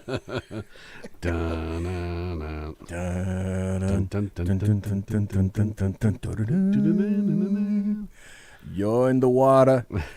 Shark's in the water. You're in the cage. Cage goes in the water. Shark's in the water. Our shark. So what I've started to do, Mr. Hooper, is that's what I was going to get to, Mr. Hooper. Oh yeah, he's the best, Quint. Farewell and adieu, that's right. Fair Spanish ladies. I know the whole movie front to back. Oh yeah. Show me the way to go home. Boom, boom, no, but in regards, tired and I want to go to bed. I had a little drink about an hour ago, and it's gone right to my head. Boom, boom. No matter where we go, doo-doo, on land or sea or foam, doo-doo, you will always hear me singing this song. Show me the way to go home. Bump, bump. Look, I'm not going to have to rip apart this little Facebook and have this little Zuckerberg kid pour out all over the dock. Okay, and we're not charging you any money for the songs tonight. Just want to let everybody know. That's probably a YouTube violation now for BMG. Oh, sure, exactly. Right. I'll owe money to BMI and Gas Cap. BMI, Because that's how I get treated these days. But I got to ask you, and people, I actually put I've got so many stories to go over. Maybe we get to them, maybe we don't. Doubtful. What the hell? We were just singing for the last minute and a half, and quoting Jaws. Right. Who knows what's going to happen, BZ? Why shouldn't we? Jesus. So, I've discovered that I put out a poll, and the poll that I got back had maybe about 50 people respond, and I asked, I know what you're talking about. I know what you're thinking. I know what's going through your brain right now. I'm still so a 14-year-old boy at heart. Because why shouldn't you be? I know. Go ahead. I'm sorry. So anyway, I'm sorry. My query, I should say, can I say that too? Yes. Okay. That's okay. Was, who is worse with you? Where have you been most censored? Facebook or Twitter? Oh, Facebook. Probably 75% of the people that responded said Twitter. Oh, I'm shocked. Well, here's but they made so I think Twitter. So I think Twitter, you can casually get to more people to say, "Hey, you see my posts," whereas I think on Facebook, you put your post up as long as a few people comment, you're good. You're like, all right, well, it must be there, right? And I think people are under the perception that Twitter is more than Facebook. I think Facebook is look, Facebook. If you haven't watched the Project Veritas behind the Facebook interviews, God, yeah. Boy, they employ people whose whole job it is to search keywords and censor and things. Screw with you. If you're a conservative and they know it, clap your hands. Yeah, exactly. Then they just eviscerate you. So I'm sure Twitter, I know Twitter has something like that, but I don't think it's on the level as Facebook has. I would agree. So, Twitter, I don't know if I should even say this. Why, you want to get banned off that too? I have said and posted things on Twitter that I would never have remotely gotten away with. I know this for a fact on Facebook. Oh, yeah, I know. But the other portion of it is I don't use Twitter like I use Facebook. And this should be no revelation. I'm not on Twitter to have followers. Right, you're on Twitter. I use Twitter as a repository, an archive for stories that I either want to write about or talk about here. I don't give a crap less about following you or following anybody else.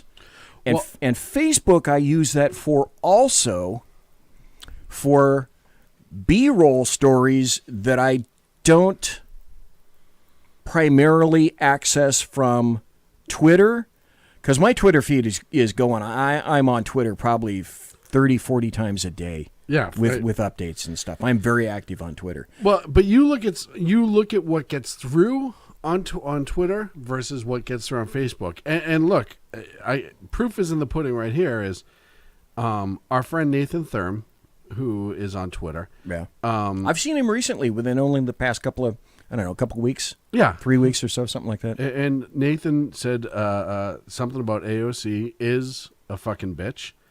With that comment from the representative Yoho, a pirate's life for me. Arr. And he said, Nathan Thurm says, wait a minute, but she is a fucking bitch. I know you guys are fucking I know that guys can be fucking bitches too, but it's a turn of phrase, not a literal statement. The representative was not insinuating, or he was not suggesting that she was actively fornicating with the canine. Right? So, and that got responses. So, it wasn't shadow banned, whereas if you put something like that on Facebook, you would have been smoked immediately. So that's why I say Facebook. And if you had one hit on Facebook before that, you would have been gone for 30 days. Yeah. Done. No doubt whatsoever. Done. So, and they've warned me. They've said, the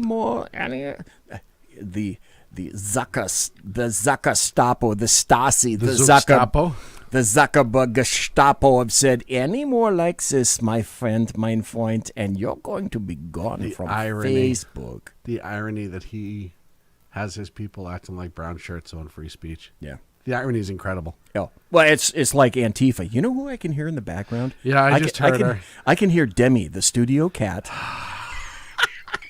I'll go get her because she'll be a lunatic. There's Demi, the studio cat.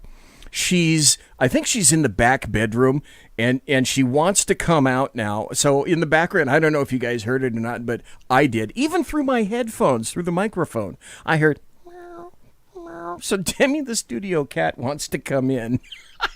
No, she was outside. Oh, was that outside? That's outside. She was yelling that loud that we heard her from outside? Yes. It's all the time with that bitch. That's one loud damn cat. Yeah. She's a lunatic. But yeah, so you get into that sort of censorship, and it's more, Facebook is harder on it than Twitter. She didn't even come in here yet, did she? I don't know what she's doing. She's probably sharpening a knife. Look, it's better to just let her do her thing.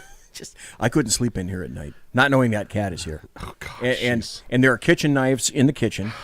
That are she that's how she gets her water. Yeah.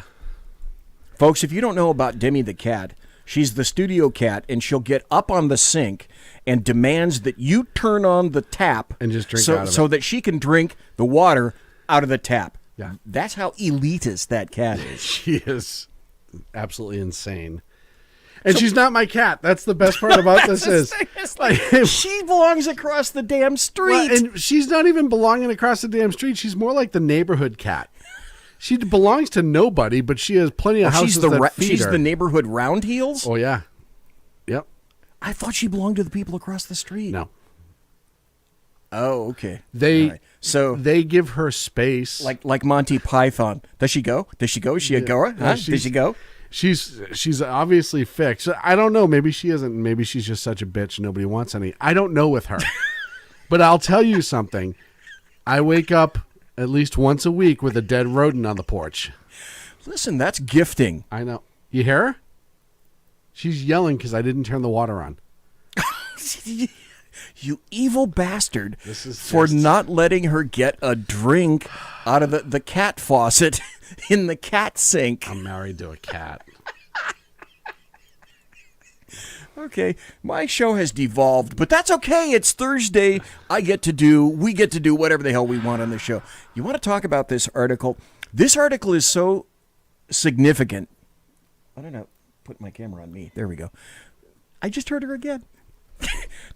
Okay, so there goes Sean. He's going to turn on the water for the cat. We'll never get the goddamn show done. Sean is going to go turn on the water for the cat because she's complaining. She's bitching about no water out of the tap into the sink. So Sackhead Sean has to go and turn on the water for the cat. Because otherwise, she's not going to drink any water in here. Oh, no. Oh, no. I get the funny feeling this is about the last article that we're going to get to, or the last topic that we're going to get to before the end of the show, because I only got, I don't know, what have I got? 9 more minutes before the end of the show.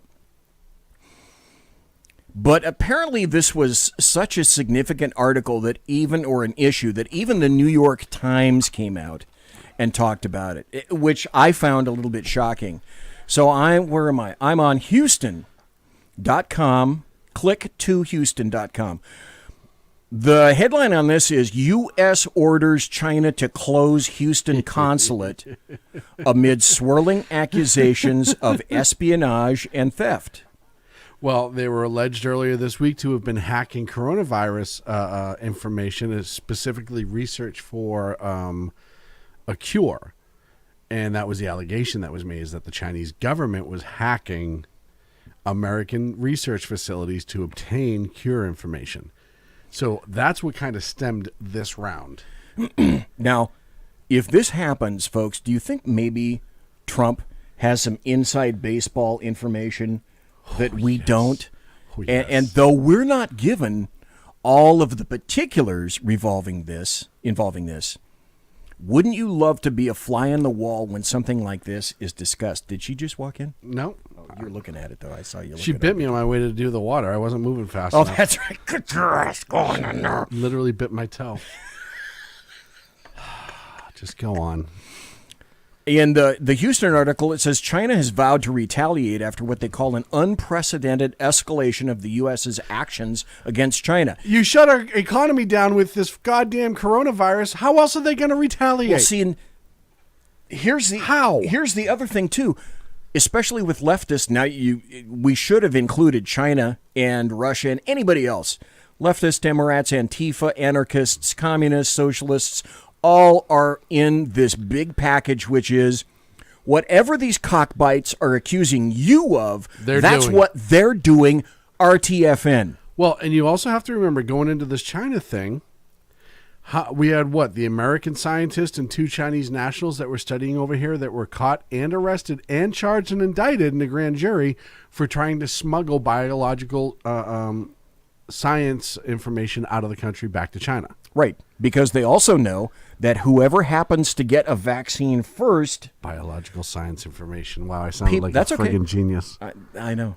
It was impressive. It was impressive. Research. Whoever hooks this vaccine is going to be able to make a bundle in terms of whoever gets it out first, and it's efficacious, and it doesn't kill your ass. Well, and the other thing you can do, too, though, is once you get the vaccine, you can mutate the disease where the vaccine is no longer effective to it, too.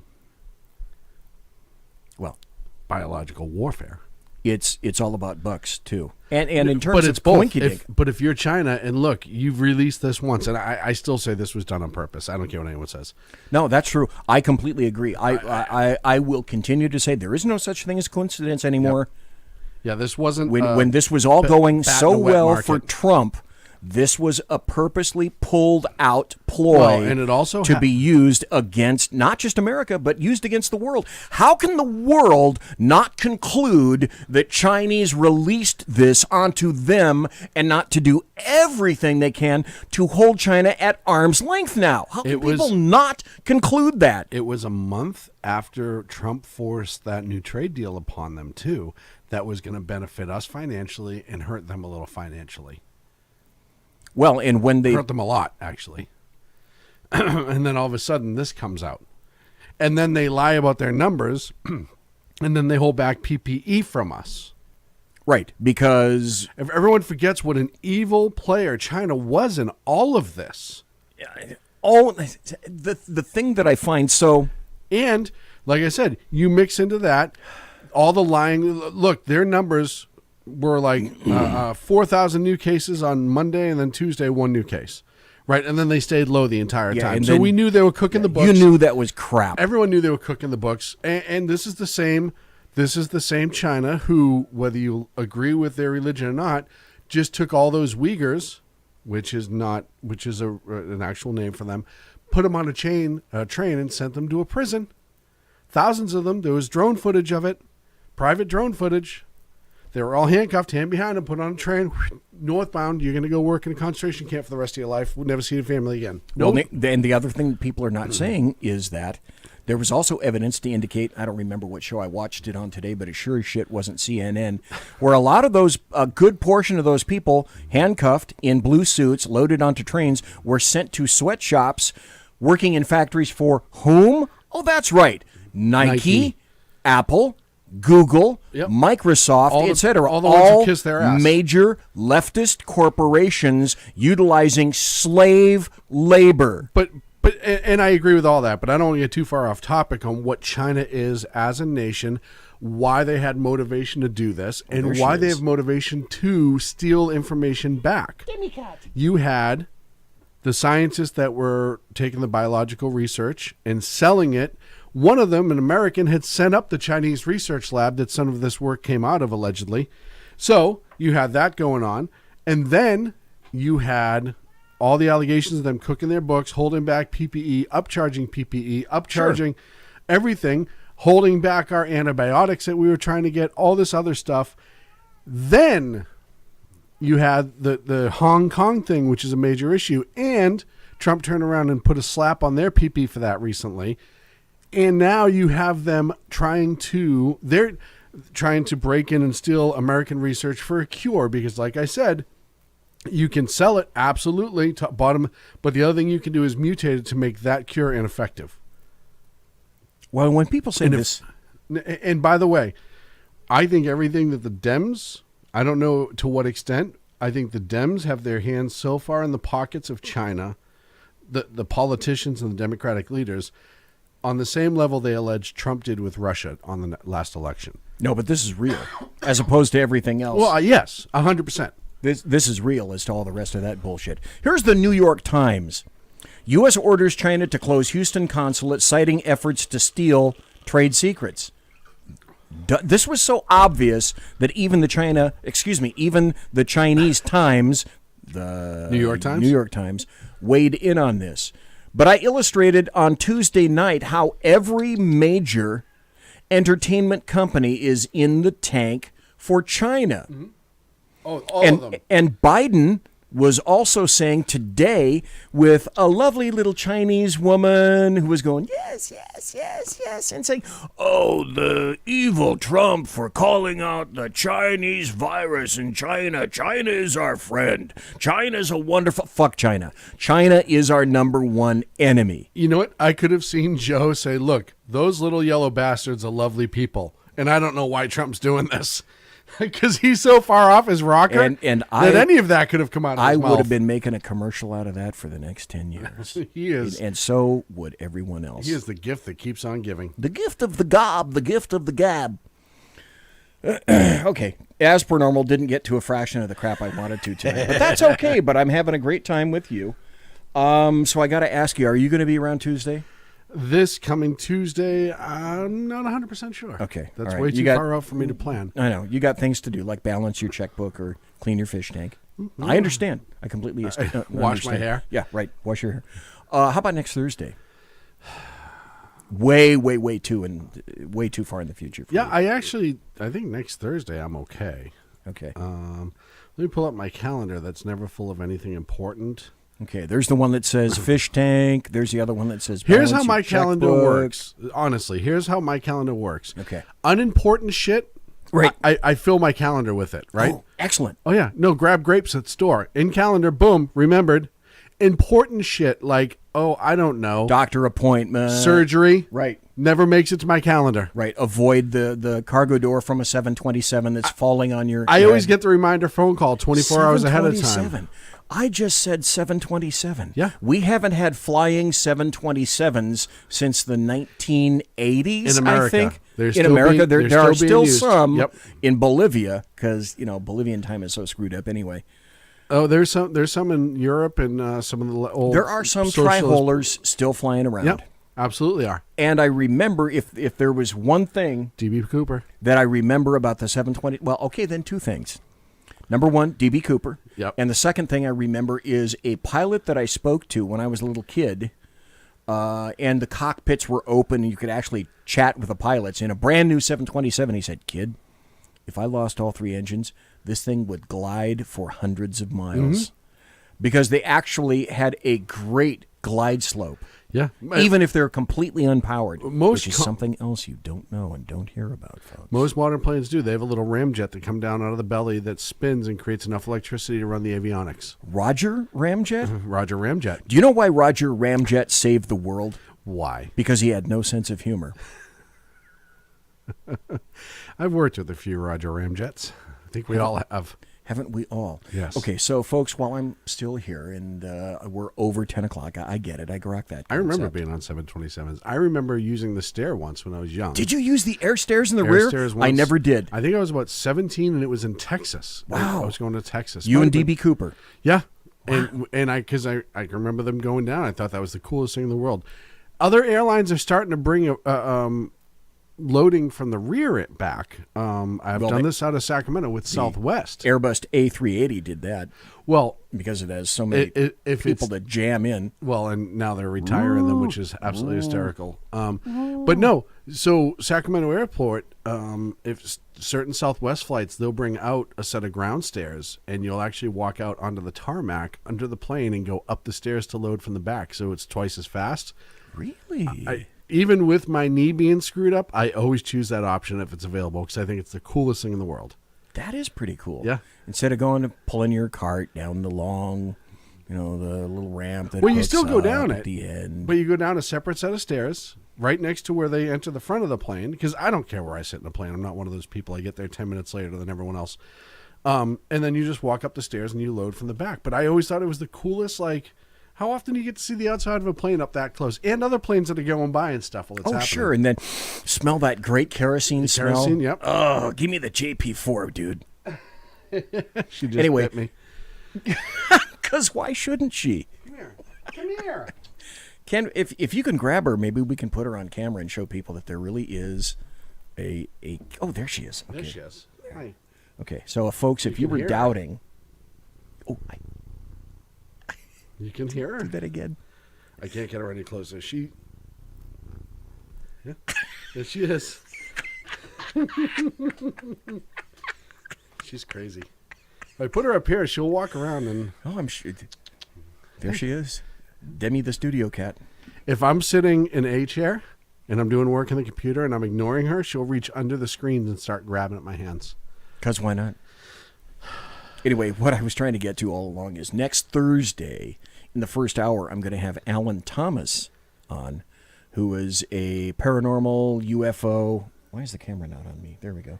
Paranormal UFO Sasquatch investigator. Diva. And, yeah, boy, is she ever. And whenever I have Alan Thomas on, it's a great time. And the other thing is, I'm going to tell everybody about a lot of UFO stuff that I have seen most recently. I'm a watcher of the skies. Watcher of the skies, watcher of... He also drinks a lot too, folks. So Who, me? Those two go hand in hand. Oh, come on, please. He watches the sky drunk a lot. It's not by choice. It's just that he's fallen in the backyard and he can't get up. Whatever do you mean by that? I don't get it. I guess I'm going to have to do this then, right? Just not when you're drunk.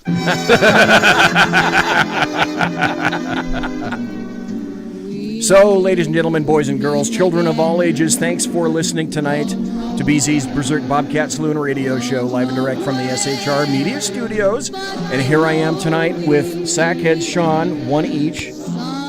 Quick, go over there. Thank you very much. Sackhead Sean, right there. Handsome as always. Handsome as always. If you want to find me, you can find me on Twitter at BZEP, at BZEP. I am really, really, really active on Twitter. Liquor IRL at Costco. No, I get my stuff at Bevmo. Oh, what's wrong with you? I know. Bevmo's pretty They get reasonable. decent prices, but you can't beat Costco's prices. Yeah, they're a couple of bucks. But you gotta fight all the people now. But you get it in bulk. Well, I use 1.75 liters is too small for me. I know. Plus I need a direct injection. Have you tried the Costco vodka? It's No. good. It's actually really, so it's made the same, right next to where Grey Goose is made. That's like, what do you believe? Do you believe the American media maggots, or do you believe in some of the finest Estonian sushi? And I'll have to go with the Estonian sushi. Thank you. Okay, well, that was enough of that, kids. Estonian sushi. Yeah. Everybody quiet down now. I know, we gotta quiet down, because... Everybody. Good night, Mama. Good night, Ben. Good night, Sean. Good night, everyone. Good night, Mama. Good, Good night, night, Daddy. Busy. Good night, children. Good night, Demi. Good night, Daddy. Good night, Elizabeth. Good night, Jim Boy. Good night, Jim Bob. What's going on? Good night, Jim Bob. Good night, Jim Bob. Have a great weekend. What's going on? I was asleep. What's everybody Have a great Tuesday. Good night. Have a great Saturday. Have a It's great Thursday. Sunday. I know. Have a great tomorrow. It's Friday. He's in charge, I know. folks. Good night. Good night. And good luck.